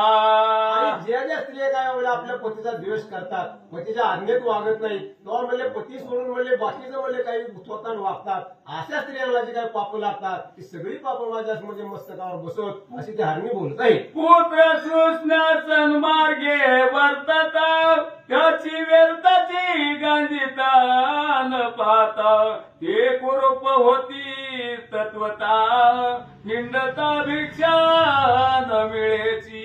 आणि मग म्हणले जे काय अशी लोक असतात किंवा चांगलं वागणारा नेहमी नावं ठेवायचं किंवा म्हणजे जी या देवदेव करतात किंवा जी सन्मार्गाने वागतात त्याला नावं ठेवायचं. मग त्यांच्या मस्तकी कोणची पापा बसवत तर म्हणजे त्यांना काय होतं तर ते पुन्हा भिकारी होतात. त्यांना जरी मागितलं तरी कोणी काय उसणं पासणं मागितलं तरी कोणी काही देत नाही. अशी अवस्था अशा लोकांची होते. ही पापा माझ्या मस्तकी बसू अशी ती बोलत आहे. बंधू बंधू जे वैर करीती ते या जन्मी मच्या होती.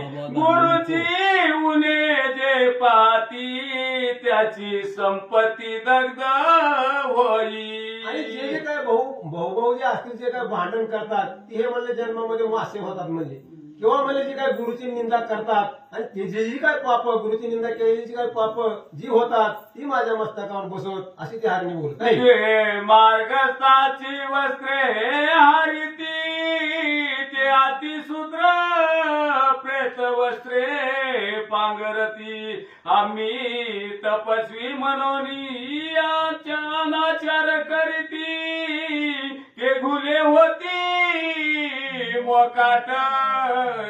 शिवाजी काय चोऱ्या करतात वाटमाड्या करतात. वाटणी जर एखादा प्रवासी चालला असला त्याचे कपडे काढून घे कुठं काय कर. मग असे जे काही लोक असतात तर त्यांना पुढचा जन्म कसा मिळतो तर ते मड्याच्या अंगावर सुद्धा पांघरून घेऊन म्हणजे त्यांना पुढचा जन्म मिळतो. तिथलं सुद्धा त्यांना पुरत नाही.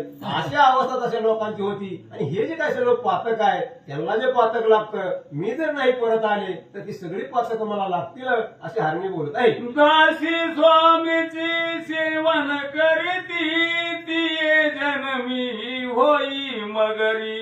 जो कन्या विक्रय करी हिंसक एवढी निपजेतो.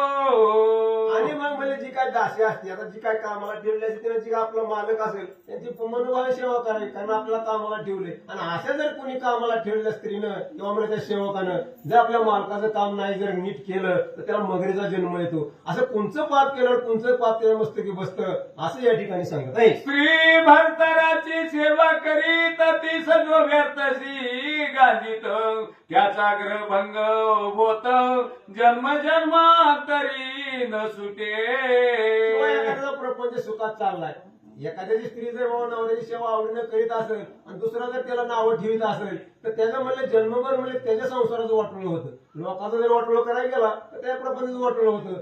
असे जे काही लोक असतात आणि त्यांना जी पाप लागतं ती मला लागल अशी हरणी बोलत आहे. ब्राह्मण करी रस विक्रिया घेता देता मदपी होय. जो ब्रह्मवृंदा अपमानित आहे तो वय ब्रह्मराक्षस. आणि मग काही लोक कसे असतात की पैशामुळे काही व्यवसाय करायचा. आता ब्राह्मणाने जर काय दारू विकायचा धंदा केला का त्याला पुण्य लागणार आहे का. तसं म्हणजे ब्राह्मणाने जर म्हणजे रस विक्रय केला तर त्याला जी काय पातक लागतं किंवा पाप लागतं ती सगळं पाप माझ्या डोक्यावर बसो अशी हरणी बोलत आहे. उपकार केला जो नष्ट नाटवी त्याला तो कृतज्ञ संत झाला पूर्व कर्मे जनिजे.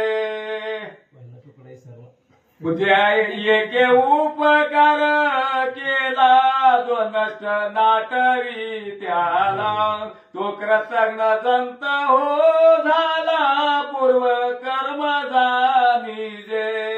म्हणजे आपल्यावर एखाद्याने उपकार केलाय जर उपकाराची फेड जर आपण त्याच्या अपकाराने केली का त्याचा उपकार विसरलो तर असा जो काही माणूस असेल आपण आपल्यावर केलेल्या उपकाराची जर त्याची जाणीव ठेवली आणि त्याची जर जाणीव ठेवत नसेल तर तो जन्मून एखाद्या जनतासारखा समजावा असं या ठिकाणी सांगत आहे. प्रसादी जेवोनी श्री भोग करीते दिनी तो स्वान शुक्र येऊनी उपजेल निसंशय. किंवा चांगल्या ठिकाणी गेल्यावर जे काही चांगलं कर्म करायचं सोडून जे काही वाईट कर्म करतात अशा लोकांना म्हणजे कुत्र्याचा जन्म मिळतो. त्यांनी सांगितलं पहिलं उदाहरण किंवा म्हणजे एखादा जर म्हणजे चांगल्या ब्राह्मणाच्या पंक्तीमध्ये किंवा भजन कीर्तन करीत असला आणि पुन्हा जर त्यानं वाईट काय म्हणजे व्यवहार केला तर त्याला कुत्र्याचा जन्म येतो असं या ठिकाणी सांगतो. व्यवहारी दाहात बैसोन खोटी साक्ष देई गरजोन पूर्वजन रकी पावती पतन असत्य साक्ष देताची. किंवा म्हणजे काही काही लोक जाणून बुजून खोटं बोलतात. एखाद्याचं बाबा काही खरं असलं तर त्याच्या विरुद्ध खोटी साक्ष देणं तर अशा लोकांना म्हणजे काय पाप लागलं नरकात तो माणूस मला नरकात जातो. खोटी साक्ष देणं काही सोपं नाही. एखाद्याचं खरं असताना कारण त्याच्या आयुष्याचं काय काय वेळेस वाटणं होतं आणि त्याच्या जर विरुद्ध साक्ष दिली तर तो नरकाला जातो असं या ठिकाणी सांगितलं आहे. दोघे श्रेया करो एकीची राखी जो मन तो गोचिड होई जाण सारमेय शरीरी. आणि मग पूर्वी पद्धत होती की बहुपत्नी विवाह करायची. मग दोन बायका असल्या तर दोघीला सारखं वागवायचं का नाही. मग एकीचे जर म्हणले माया केली आणि एकीला जर म्हणले जास्त म्हणजे त्रास दिला तर तो गोचिड होतो म्हणले. त्याला गोचिडाचा जन्म प्राप्त होतो असं या ठिकाणी सांगत आहे. पूर्व जन्मे कोणी उदक त्याचा मलमूत्र निरोध देख करिता साधू निंदा आवश्यक सत्वर दंत भग्न होती. देवालाही करी भोजन तरी जन्मी होय क्षीण प्रतवी पतीची निंदा करिता जाण उदरी मंदाग्नी होय पै ग्रास ग्रहण समयी करी भोजन त्याशी पित्तरोग होय दारुण परबाळे विक्री परदेशी नेवोन तरी सर्वांगी कुष्ठ बरे. किंवा काय काय वेळेस म्हणजे ग्रह पर्वणीचा काळ आलेला असतो म्हणले. मग काही लोकांना म्हणजे अज्ञानाने काही लोक जेवतात म्हणजे त्यांना काय पाप नसतं. पण ते ज्ञानी असताना सुद्धा म्हणजे ग्रहणाच्या वेळी काही जेवण करतात अशाला जे काय आणि पाप जी काय पाप लागतात त्याच्याबद्दल यांनी सांगितलं. ही स्त्री करी गर्भ गर्भ पतन ती उपजे बंद्या होऊन देवालय टाकी पाडून तरी अंग भंग होय त्याचा. किंवा म्हणले आता जर चालू जन्मामध्ये जे स्त्री काय गर्भपात करते तर पुढच्या जन्मामध्ये तिला मुलबाळच होत नाही अशी म्हणजे तिची अवस्था होते. आणि ती जी पातक लागतं ती सगळी पातक माझ्या मस्तकावर बसत अशी ती दुसरी हरणी स्त्रीसी गांजित आहे त्याचे जन्मी एक अंग जाये ब्राह्मणाचे अन्न हरिती पापिये त्याचा वंश न वाढे कधी.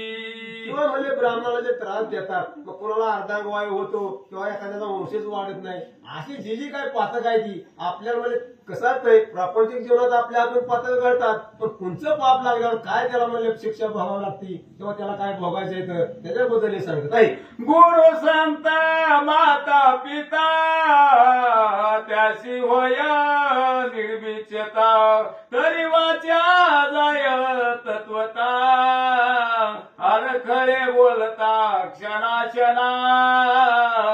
आता आपण काय काय ठिकाणी बघतो काय काय लोकांची वाचा बंद होती तर ती का होती तर काय काय म्हणले आपल्या आईबापाची निंदा करतात किंवा गुरुची निंदा करतात. मग अशा लोकांना काय होतं तर ते मारता समय किंवा वार्धक्य आल्यावर म्हातारपणी त्याची वाचा बंद हो कुठं काय हो असं जी काय पाप आहे ते माझ्या मस्तकावर बसो ते हरणी बोलत आहे. जो ब्राह्मणाची दंड मारी त्याची व्याधी तिडका लागती शरीरी जो संताची वादविवाद करी दीर्घदंत होती त्याचे.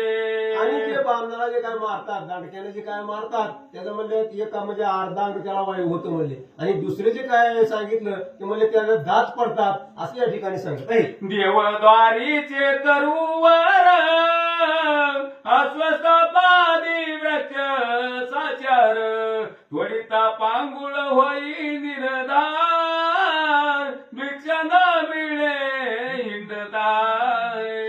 काही लोक काय करतात तर देवळा पुढे सावली व्हावी म्हणून झाड लावतात पण काही लोक असे असतात की देवळा पुढची झाडं तोडतात आणि त्याच्यामुळे काय होतं तर त्याला कोणतं पाप लागतं तर तो म्हणजे पांगुळा होतो म्हणजे. असं या ठिकाणी कोणचं काम केल्यावर कशाने काय कोणतं पाप लागतं हे आपल्याला या ठिकाणी सांगत आहे. तो स्वतः भक्तीत त्याचे उदय नाना रोग होत आपणची परिमळ द्रव्य भोगी समजत तरी दुर्गंधी सत्य सर्वांगी. आणि जे काय वाद सुटत असताना काय ते काय अन्न भक्षितात आणि त्याला काय होतं तर त्या शरीराची दुर्गंधी येते. म्हणजे कोणचं काय बाबा केल्यावर पत्ते न पाळता जर काय वागलं तर त्याला कोणचं पाप लागतं अशी ह्या ठिकाणी माहिती सांगितली. ब्राह्मणाचे ऋण न देता तरी बाळ पाणी मृत्यू पावे पिता जलवृक्ष छाये मोडिता तरी एकही स्थळ न मिळे त्या ते आणि म्हणजे त्यांनी काय सांगितलं तर बाबा ब्राह्मणाला जर त्रास दिला तर त्याचे लहानपणी म्हणले आहे म्हणजे बाळपणी जर एखाद्याला म्हणजे त्रास दिला तर त्याचं म्हणले लहानपणीच आई वडील वारतात म्हणजे असं जी काय चुका आपल्या हातून घडतात किंवा नकळत पाप घडतं त्याची काय काय आपल्याला शिक्षा भोगावी लागते असं या ठिकाणी सांगत नाही. ब्राह्मणाशी आशा लावून चालवी निधी कदा दान तो ये जन्मी अन्न अन्न करीत हिंडे घरोघरी. किंवा आता आपल्या खेड्यामध्ये प्रथा असते की सालाच्या काठाला काहीतरी मागायला येतात, ब्राह्मण येतात, जंगम येतात, कुणी येतं आणि अशा लोकांना काही लोकांना कशी सवय असते की या उद्याच्याला उद्या आम्ही वाढतो. मग जे जे काय असं म्हणजे चाळीतात लोक त्यांना कोणती शिक्षा सांगितली या ठिकाणी सांगत नाही. घरोघरी हिंड तोच म्हणले का दारोदारी हिंडतो असं या ठिकाणी सांगितलं. जो पुत्र द्वेष करीत आणि दरिद्र्याचे लग्न मोडीत तरी स्त्री ससल राहे पोटात वंद्य निश्चित संसारी. आणि असे काय काय लोक असतात किंवा एखाद्याचं लग्न मोडणं किंवा लग्न जमत राहिलं त्याचं न जमून देणं तर त्याला स्वतःला काय प्राचित बघावं लागतं तर त्याला मुलबाळ होत नाही. म्हणजे लोकांचा जर संसार जर वाटोळा करायचा म्हणला तर आपल्याला म्हणजे पाप मस्तकी बसतं असं या ठिकाणी सांगत आहे. जेणे ब्राह्मण बांधिले निघून त्यासी सांड शेताडी सूर्यनंदन जो नायके गतकथा ग्रंथ पावन बधीर होये जन्मोजन्मी. तो म्हणले काही लोक म्हणले ही काय आता कथा चालू आहे ही जर कोणी म्हणजे ऐकत नसेल तर तो म्हणले बाहेरा म्हणले जन्मजन्मी म्हणले बाहेरा होतो म्हणजे काय ऐकायचंच नाही कधी चांगलं बी ऐकायचं नाही वाईट बी ऐकायचं नाही कथा ऐकत नाही. मग म्हणले ह्याला लवकरच बहिर पण येतं असं या ठिकाणी सांगितलं आहे. जो पिढे माता पितयास त्याचा सर्वदा होई कार्यनाश एकास भजे निधी सर्व देवास तरी एकचे पुत्र होई त्यासी.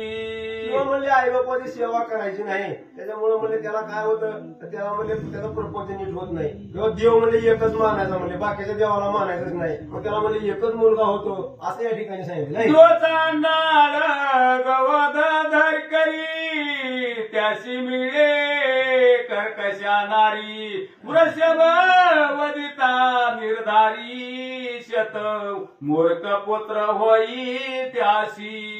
किंवा जर एखाद्याने गाय मारली तर त्याला म्हणजे काय होतं गायीचं जर पातक लागलं तर त्याला म्हणजे कर्कश बायको मिळते रोज त्रास देणारी. आणि जर बैल मारला पुढे काय त्याची मुलं म्हणजे मूर्खावून निघतात म्हणजे अशी जी जी काय पातक आहे ते आपल्यासाठी यांनी सांगितली नाही. उदक त्रणे पशु मारित तरी मुख्याची प्रजा होती समस्त जो पतिव्रतेशी भोगू इच्छित तरी कुरूप नारी कर्कशा मिळे. म्हणजे एखाद्या माणसाला सवायच्या जनावरला वैरणीत टाकायची नाही उगाच बांधून ठेवायचं आणि उपाशी मारायचं अशा लोकांना म्हणले ते काय पाप लागतं किंवा म्हणले त्याला म्हणजे कर्कश बायको मिळते असं जे ह्या ठिकाणी सांगितलं आहे. जो पारदी भाऊ जीव सवारी तो पेपरा होई संसारी गुरुचा त्याग जो चांडाळ करी तो उपदाताची मृत्यू पावे. किंवा म्हणजे जे गुरुचा म्हणजे गुरुला त्रास देतात ते उपसदाच काय काय मरतात म्हणजे पुढच्या जन्मामध्ये. आणि जे जे काय म्हणजे असं गुरुला त्रास देणं किंवा एखाद्याला म्हणजे छळणं त्याला म्हणजे काय काय लोकांना फेफरं होतं म्हणजे अंगावरनं वारं जाणं काय असे आजार होतात असं या ठिकाणी. नेत्यात वरवी वारी मुते रवी समोर त्याचे बाळपणी दंत भग्न केस शुभ्र जे मृत बाळासाठी रुदती निर्धार याचा हसता निपुत्रिक होई. रामचंद्राय नमः. जो पारधी बहुजीव संवारी तो फेफरा होय संसारी गुरुचा त्याग जो चांडाळ करीतो उपदगाची मृत्यू पावे. त्याचं अनुसंधान 2 नंबरची हारिणी आलेली आहे आणि ती शपथ घेऊन लागलेली आहे. ज्या पारध्यानं अनेक जीवाचा वध केलेला आहे त्याला जीवन जगत असताना फेफरे येतात उगाच चांगलं वागत असताना तो वेड्या वाकडेपणानं वागतो. आणि जो गुरुचा त्याग करतो तो चांडा योनीला त्या ठिकाणी जन्माला जातो आणि जन्मल्याबरोबरच अल्प आयुष्य होतो, लगेच मरतो. नित्यात वारी मुती रवी समोर त्याचे बाळपणी दत्त भग्न केश शुभ्र जे मृत बाळासाठी रुदती निर्धार त्यास हसतानी पुत्रिक होय की. आणि जो असणारा सूर्यदेवाला नमस्कार करत नाही पण सूर्याच्या समोर जो लघवी करतो तो त्याचं दात लवकर पडतात, केस त्या ठिकाणी लवकर पांढरी होत्यात आणि एखाद्याचं लेकरू मेला असेल आणि लेकरू मरत असताना दुसऱ्याला दुःख होतं आणि याला हसू येतं तर तो पुढच्या जन्मामध्ये लवकरच मरतो, अल्प आयुष्य होतो असं सांगतात. हरणी मने व्याधा लागून मी सत्वर येते पतीस भोग देऊन न येईन तरीही पापे संपूर्ण माझ्या माता बैसत आणि ती की. हरणी त्या असणाऱ्या पारध्याला सांगू लागली मी लवकर माझ्या पतीची भेट घेऊन येते, त्यांची इच्छा पूर्ण करून येते. आणि जर महागारी आले नाही तर आतापर्यंत जी बोललेली पाप आहेत ती पाप सगळे मला लागतील असं सांगते. व्याध मनात शंकुण मने धन्य धन्य तुमचे ज्ञान सत्वर येई ग्रासी जाऊन सत्य संपूर्ण संभाळी. या पारध्याला शिकारी करणाऱ्याला व्याधाला आश्चर्य वाटलं, काय ज्ञान आहे महाराज, हरणीला एवढं असणारं ज्ञान, म्हणून त्याच्यामुळे त्याला आश्चर्य वाटलं आणि सांगितलं जा लवकरात लवकर तुझं काम उरकून माघारी या. जलपान करून वेगी आश्रमा गेली ती कुरंगी तो मृगराज त्याच प्रसंगी जलपानार्थ पाकला. आणि त्या सरोवराचं पाणी पिऊन ती हरिणी निघून गेली. तेवढ्या वेळामध्ये हरिण आला आणि हरिण आल्याबरोबर काय झालं, व्यादे ओढीला बाण तो मृग बोले दिन वदन मने माझ्या स्त्रिया पतिव्रता सगुण त्याची पुसून येतो मी. आणि त्या हरणाला बघितल्याबरोबर त्या शिकाऱ्यानं व्याधानं पारध्यानं कानाडी ओढली, बाण धनुष्याला लावून कानाडी ओढली आणि त्याला मारणार. तेवढ्या वेळामध्ये त्या हरणाने सांगितलं बायकोला विचारून येतो. शपथ ऐके त्वरित कीर्तन करीती प्रेमळ भक्त तो कथा रंग मोडिता निर्वंश होत ते पाप सत्य मम माता. हरणाने सांगितलं मी जर माघारी आलो नाही, फक्त घरी जाऊन बायकोला विचारून येतो, शेवटची भेट घेऊन येतो. जर मी माघारी आलो नाही तर कीर्तन चालू आहे, कथा चालू आहे, प्रेमळ भगवंताचे भक्त कीर्तन करतात आणि ते कीर्तन मोडलेलेच पातक कथारंग मोडलेलेच जी काही पाप आहे ती पाप मला लागेल असं सांगतात. ब्रह्म कर्म वेद युक्त शूद्र निरांगी आचरत तो अधम नरकी पडता परधर्म आचरता. ब्रह्म कर्म वेदोक्तानं ब्रह्माचं कर्म आहे, ब्राह्मणाचं कर्म आहे आणि ती क्षुद्र जर ब्रह्म कर्म वेदाच्या अनुषंगानं जर तो करत असेल तर तो अधर्मामध्ये जातो आणि परधर्मानं वागलेलं पातक त्याला बसेल, तेच पाप मला लागेल. तीर्थयात्रेची विघ्ने करी वाटपाडी वस्त्र द्रव्य द्रव्यहारी तरी सर्वांगी उरणा घोरी नरकी पड्या कल्पपर्यंत. तीर्थयात्रेला एखादा चाललेला असेल तर त्या तीर्थयात्रेमध्ये विघ्न करणं, वाटपाडी होऊन मैंद होऊन सावध होऊन त्यांची असणारी वस्त्र किंवा जे काही त्यांच्या पास असेल ते सगळ्याची चोरी करणं असं जर कोणी केलं तर तो असणारा आघोरी त्याच्या सगळ्या अंगाला वन उमटतात आणि तो नरकाला जातो, ते पाप मला लागेल. शास्त्र कोशी नाही प्रमाण कटू कविता करी शूद्र लक्षण हरिती ब्राह्मणांचा मान तरी संतान तयाचे न वाळे. शास्त्र प्रमाण शास्त्र कोशामध्ये ज्याला प्रमाण नाही अशी पाप जो ब्राह्मणाचा मान खंडन करतो, अपमान करतो, त्यांचं संतान वाढत नाही, तेच पाप मला लागेल. हरी दिनी शिवदिनी उपोषण विधियुक्त न करी द्वादशी पूर्ण तरी हस्तपाद क्षीण होती त्याचे निर्धारी. आणि एकादशी असेल, महाशिवरात्र असेल, एकादशीचा उपवास, महाशिवरात्रीचा उपवास, त्याचं पारणं, द्वादशी हे जर उपवास जो नियमानं करत नाही त्याचे हात पाय क्षीण होतील असं सांगतात. एक शिवहारी प्रतिमा फोडिती एक भगवत भक्ता विघ्न करीती एक शिव महिमा उच्चदिती नरकी होती कीटकते. आणि एक महादेवाची प्रतिमा पिंड तोडतात, एक असणारी देवीच्या देवांच्या मूर्ती तोडतात, कथेचा रंग वितळतात, अशा प्रकारची जी काही असणारी लोक आहेत ते असणारे नरकाला जातात असं सांगतात. मात्रद्रोही त्याशी व्याधी भरे पितृद्रोही पिशाच विचारे गुरुद्रोही तत्काळ मरे भूत प्रेत गणी विचारे तो. मातृद्रोही आईचं न ऐकल्यानंतर आईचा द्रोह जर केला तर अंगामध्ये व्याधी होतात. पितृद्रोह जर केला, वडिलांचं नाही ऐकलं तर पिशाच भूत प्रेताच्या जन्माला जातो.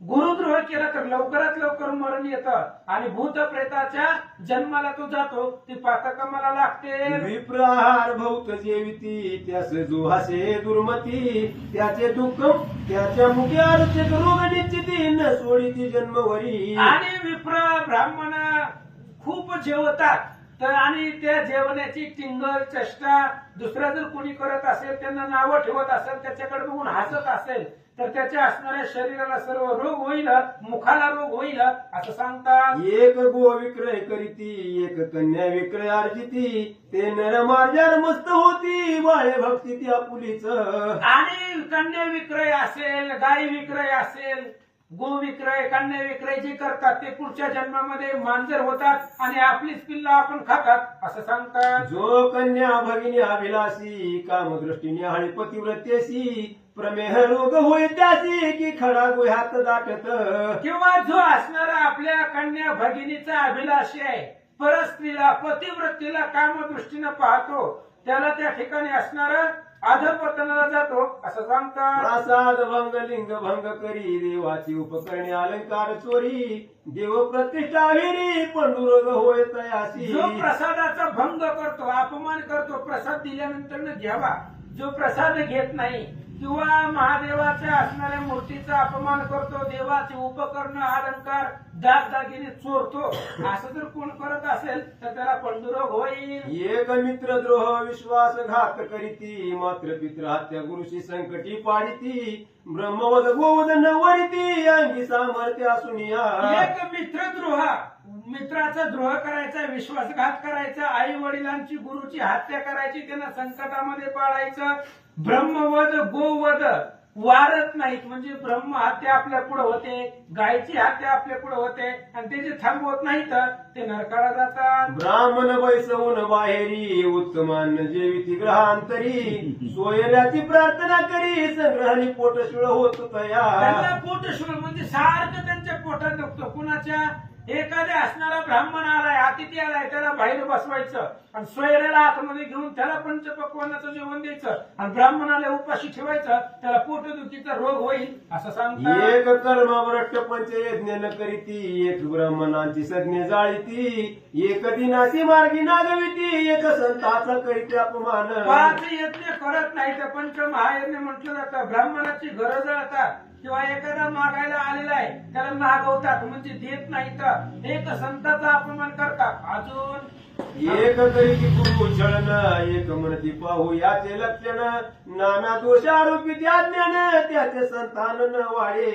एक गुरुची हेळना करतो, गुरुचा अपमान करतो, गुरुचं तोंड पाहू नका असं काही काही म्हणतात. नाना दोष ते असणाऱ्या गुरुवरती ठेवतात, त्यांचं लेकरू जगत नाही. जो सदा पितृद्वेष करी, जो ब्रह्मवृंदासी आवेरी, शिव कीर्तन ऐकता त्राशांतरी, तरी पितृवीर्य नव्हे तो. आणि जो सारखं पितृदोष करतो, ब्रह्मवृंदाचा साधू संतांचा अपमान करतो, महादेवाचं भजन कीर्तन कथा पोथी ऐकल्यावर ज्याला त्रास होतो तो अन्य वीर्यानं जन्मलेला आहे असं सांगतात. शिव कीर्तनी नव्हे सादर, तरी कर्ण रोग निर्धार, नसत्याच गोष्टी जल्प्या पार, तो तर दूर होय निर्धारे. जो शिव कीर्तनामध्ये सादर नाही, शिव कीर्तनामध्ये शिवकथेमध्ये आदर पाहिजे, आदरता आणि प्रेम पाहिजे. जर शिव महादेवाच्या भजनामध्ये जर प्रेम नसेल तर त्याला कर्णमूळ नावाचा रोग होतो आणि जो नाही त्याच गोष्टी विनाकारण जल्पतो तो पुढच्या जन्मामध्ये बेडकाच्या जन्माला जातो असं सांगतात. शिव कीर्तन किंवा पुराण श्रवण, ते शयन करिता सर्प होय दारुण, एका अतिवादक छळक जाण, ते पिशाचे योनी पावती. पोथीमध्ये श्रवण कीर्तन करत असताना किंवा असणारं महादेवाचं भजन असेल, पोथी पुराण कीर्तन तिथं जर असणारे झोपले तर तो पुढच्या जन्मामध्ये सापाच्या जन्माला जातो असं सांगतात. एकाशी देवार्चनी बीट येत, ब्राह्मण पूजा वया तो कंटाळत, तीर्थ प्रसाद विरिता त्याच्या खोडती अंग शिरा. त्याच्या अंगामधले जे काही शिरा आहेत त्या शिरा आखडल्या जातात. कोण? जो देवा अर्चनाला, देवाच्या आरतीला ज्याला वीट येतो, देवाची पूजा करू वाटत नाही, ब्राह्मणाची पूजा करत नाही, तीर्थ प्रसाद दिल्यानंतर ना घेत नाही, त्याच्या शिरा आकारल्या जातात. मृग म्हणे ऐशी पाप्या पार, मग मस्तकी होईल परम भार, मग पारदी म्हणे सत्वरा जाई स्वस्थान मृगवर्या. हरणाने सांगितलं एवढी पापा आता मी जी बोलून दाखवली ती सगळी माझ्या मस्तकावरती बसतील. त्यावेळेस शिकाऱ्याने सांगितलं पार्थानं जाऊन तुझं काम करून माघारी या. व्याध शिवनामे गरजे त्या क्षणी, कंठ सद्गतीचा श्रुनयनी, मागुती बिलवदळे खुडुनी शिवावरी टाकीताशे. आणि तो असणारा व्याध जो पारधे आपलं त्याचं नामस्मरण चालू होतं. मृग म्हणे शिपापे आपण मम, मस्तकी होईल परम भार, मग पारधी म्हणे सत्वर जाई स्वस्थाना मृगवर्या. अशा पद्धतीने ती हरण्याने सांगितलं मी जर माघारी आलो नाही तर एवढी आता जी पाप सांगितली ती सगळी पाप माझ्या डोक्यावरती बसतील. त्या पारध्याने शिकाऱ्याने सांगितलं जाऊन तुझं काम करून माघारी या. व्याध शिवनामे गरजे क्षणी, कंठ सद्गतीचा सुनयनी, मागुती बिलवदळे खोणी शिवावरी टाकीतसे. आणि तो असणारा जो पारधी होता, तो असणारा पारधी बसलेला आहे रात्रीच्या प्रसंगामध्ये बेलाची पानं तोडून उजव्या हातानं महादेवाच्या पिंडीवरती टाकत आहे. मुखानं महादेवाचं स्मरण सुरू होतं. तो प्रहराच्या पूजाचारी संपूर्ण झाल्या शिवसागरी, सप्त जन्माची पापे निर्धारी, मुळी होणी भस्म झाली. 4 प्रहर रात्रीचे 4 प्रहर महादेवाचं स्मरण घडलं. उपवास महाशिवरात्रीचा घडला, महादेवाची पूजा घडली. त्याच्यामुळं महाशिवरात्रीला उपवास जागरण कीर्तन घडल्यामुळं 7 जन्माची पाप त्याची संपली गेली. तो पूर्व दिशा मुख प्रक्षालित, सुपर्णध्वज उदय पावत, रक्तवर्ण शोभा दिसत, त्याची कुंकुम प्रतीचे. आणि मग तेवढ्या वेळामध्ये 4 प्रहर रात्रीचे संपले गेले आणि पूर्व दिशेला जसं असणारं मुख प्रक्षाळावं तसं गरुडाग्रज म्हणजे असणारा अरुणोदय झाला. आणि अरुणोदय झाल्यावर काय झालं, तो तिसरी मुगी आली अकस्मात, व्याध देखील कृतांतवत, म्हणे मारू नको माझा तीर्थात, बाळाची स्थान देऊन येते. तेवढ्या वेळामध्ये तिसरी हरणी आली पहाटेच्या वेळेला. आणि तिसरी हरणी आल्याबरोबर ते असणाऱ्या शिकाऱ्यानं त्याला मारण्यासाठी कानाडी ओढली. तिने सांगितलं मी बाळाला दूध पाजून येते तोपर्यंत मारू नको. व्याध अत्यंत शभरित, म्हणे काय बोले लक्षात, तो ऐकावया म्हणत शपथ करून जाय तो. आणि तो असणारा शिकारी जी होता त्याला माहिती होतं हरणीकडे ज्ञान आहे. आता ही काय शास्त्र वेद सांगणार आहे. आतापर्यंत 3 हरिणींना सगळं सांगितलं. चौथी आता हे असणारी हरिण काय बोलेल याची उत्सुकता त्या पारध्याला शिकाऱ्याला लागली होती. म्हणून त्याने सांगितलं शपथ घेऊन जा. यावेळी मृगे म्हणे व्यास व्याध ऐका, गोत्र दाहक ग्राम दाहक, गो ब्राह्मणाचे कोंडी उदका, क्षय रोग त्याशी न सोडी. आणि ती तिसरी हरणी बोलू लागली ऐक, जो असणारा ग्राम दाहक आहे, गो ब्राह्मणाला पिढा देणार आहे, त्यांचं पाणी अडवून ठेवतो, पाणी देत नाही, त्याला क्षयरोग होईल, ते पाप मला लागेल. ब्राह्मणाचे सगळे हरिते देख, त्याची पूर्वज रोखी पडती शंका, मात्र पृथा बिघडती एक, स्त्री पुरुषा बिघड पाडिती. ब्राह्मणाची सदने हरवून घेतात. ब्राह्मणाची जी काय असणारी घरं हिरावून घेतात. त्यांचे पूर्वज रौरव नावाचा नरक आहे. नरकाचे 28 प्रकार आहे. आणि ते असणाऱ्या 28 प्रकारामध्ये रौरव नावाचा एक नरक आहे. आणि ते नरकाला त्याचे पूर्वज जातात. जो आई आणि मुलगा यांच्यामध्ये जो अंतर पाडतो तो असणाऱ्या नरकाला जातो असं सांगतात. देव ब्राह्मणा देखोनी खालतीने करते कदामान, निंदिती बोलती कठोर वचन, यमकरचरण छरित यांचे. आणि मग जो देवाला पाहून ब्राह्मणाला पाहून कधी झुकत नाही, देवाचं दर्शन घेत नाही, ब्राह्मणाचं दर्शन घेत नाही, त्याची मान कधी त्यांच्या पुढे लवत नाही, शास्त्र कठोर अशा प्रकारचं मुखामधून वचन बोलतो, त्याचे यम हातपाय कापतायत. आता कालपासून मी सांगतोय, 2 मिनिटात सांगतो. कालपासून मी बोलतोय काही यम लोक यमदूताचे नाक हातपाय कापतात.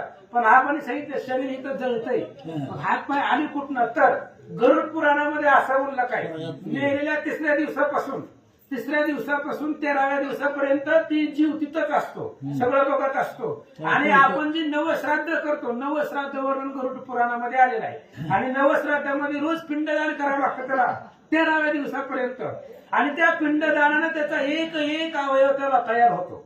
ते असणाऱ्या जीवात्म्याला जसं आपण पिंड दिलं तसं एक एक अवयव त्याचं 13 दिवसामध्ये तयार होतं. आणि 13व्या दिवसापासून त्याचा प्रवास चालू होतो. म्हणून ते ज्या झालेला अवयव आहे त्या अवयवाला येऊन लोक दंड देतात असं सांगतात. परवस्तू सोडवया देख अखंड लाविला असे रोग साधू सन्माने मानी दुःख त्याचं नेत्र रोग तिळक काढणं सोडते. आणि परवस्तू दुसऱ्याची वस्तू चोरल्यानंतर ना किंवा असणारा साधू सन्मान साधूचा मान सन्मान नाही केला तर पुस्तक चोरते मुके होती रत्न चोराचे नेत्र जाती अत्यंत गर्वीचे महिष होती पारधी निश्चित क्षीर पक्षी. आणि जे पुस्तक चोरतात ते मुख होतात, दुसऱ्याची सोनं चांदी चोरतात त्यांचे डोळे जातात, अत्यंत जे गर्वाने उन्मत्त वागतात ते पशु पक्षाच्या जन्माला जातात असं सांगतात. भक्तांची तो निंदा करीत त्याचे मुखे दुर्गंधी घालीत जो माता पिते अशी ताडीत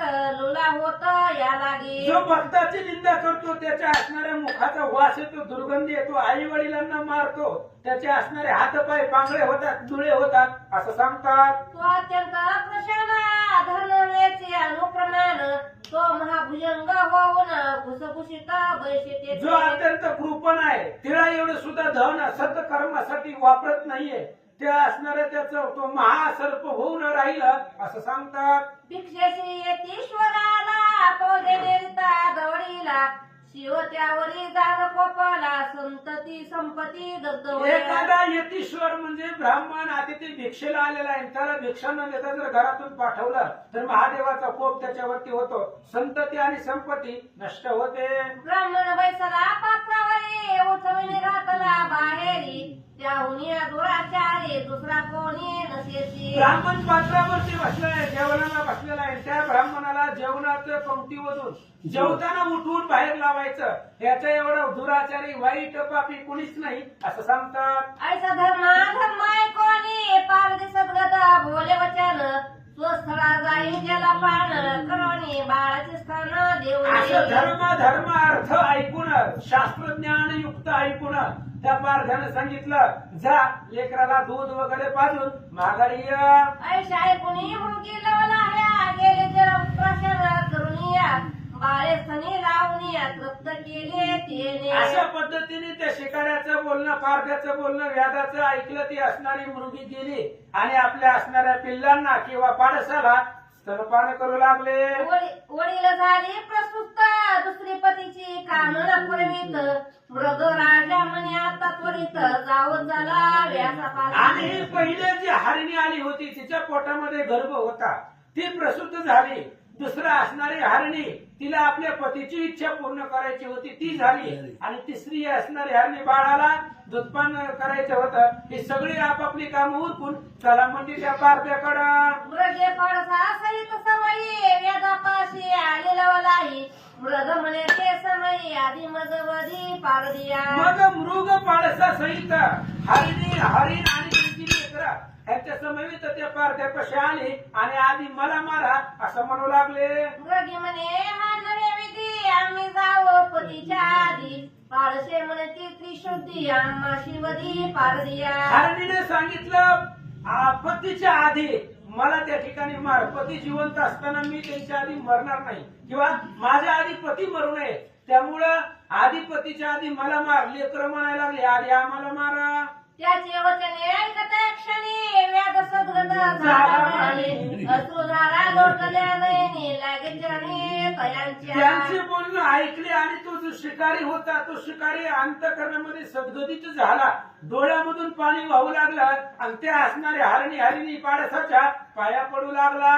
म्हणे धन्य दिने माझे झाले तुमचे निमुख निरोप नाही केले बहुधा जन्मीचे पाप जळाले पावन केले शरीरी. पारध्यानं शिकाऱ्याने सांगितलं धन्य झालो मी आज, तुमच्या मुखातून एवढं धर्मशास्त्राचं श्रवण केलं, माझं अनंत जन्मीची सगळी पाप संपली असं तो बोलू लागला.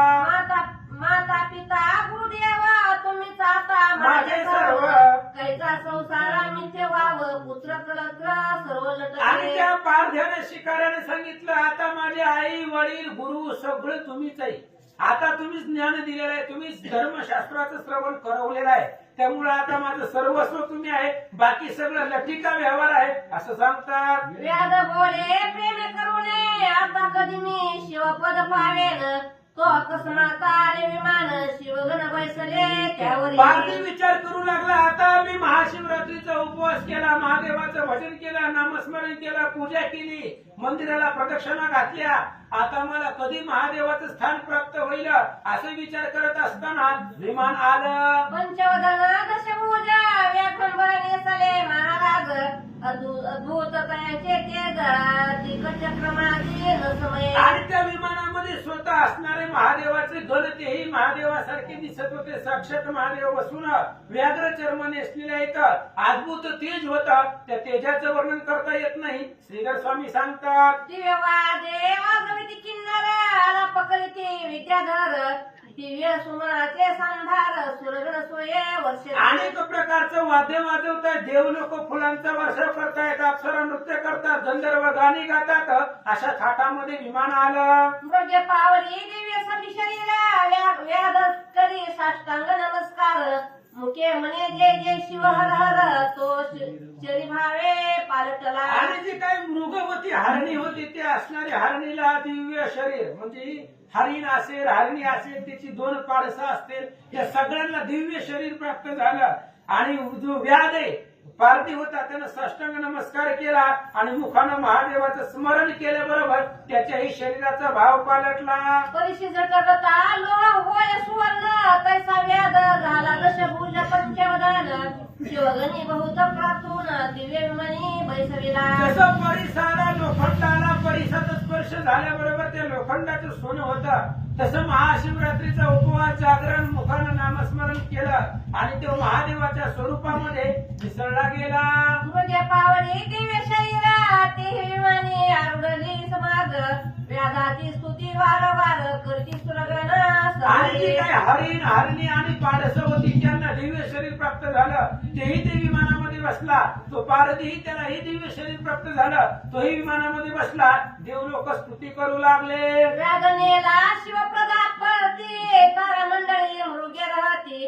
अद्यापी गगनी झळकते जन पाहते सर्व डोळा. आणि असणारा तो व्याध जो होता शिकारी, तो शिव सदनाला गेला, कैलासाला गेला आणि तारा मंडळामध्ये जाऊन तो राहिला. आजही ते असणार तारामंडळ आजही पाहिलं जातं, तोच तो असणाऱ्या स्वरूपामध्ये जाऊन मिसळला. सत्यवती हृदय यत्न रखाने रसभरिता बोलिले लिंग पुराणे.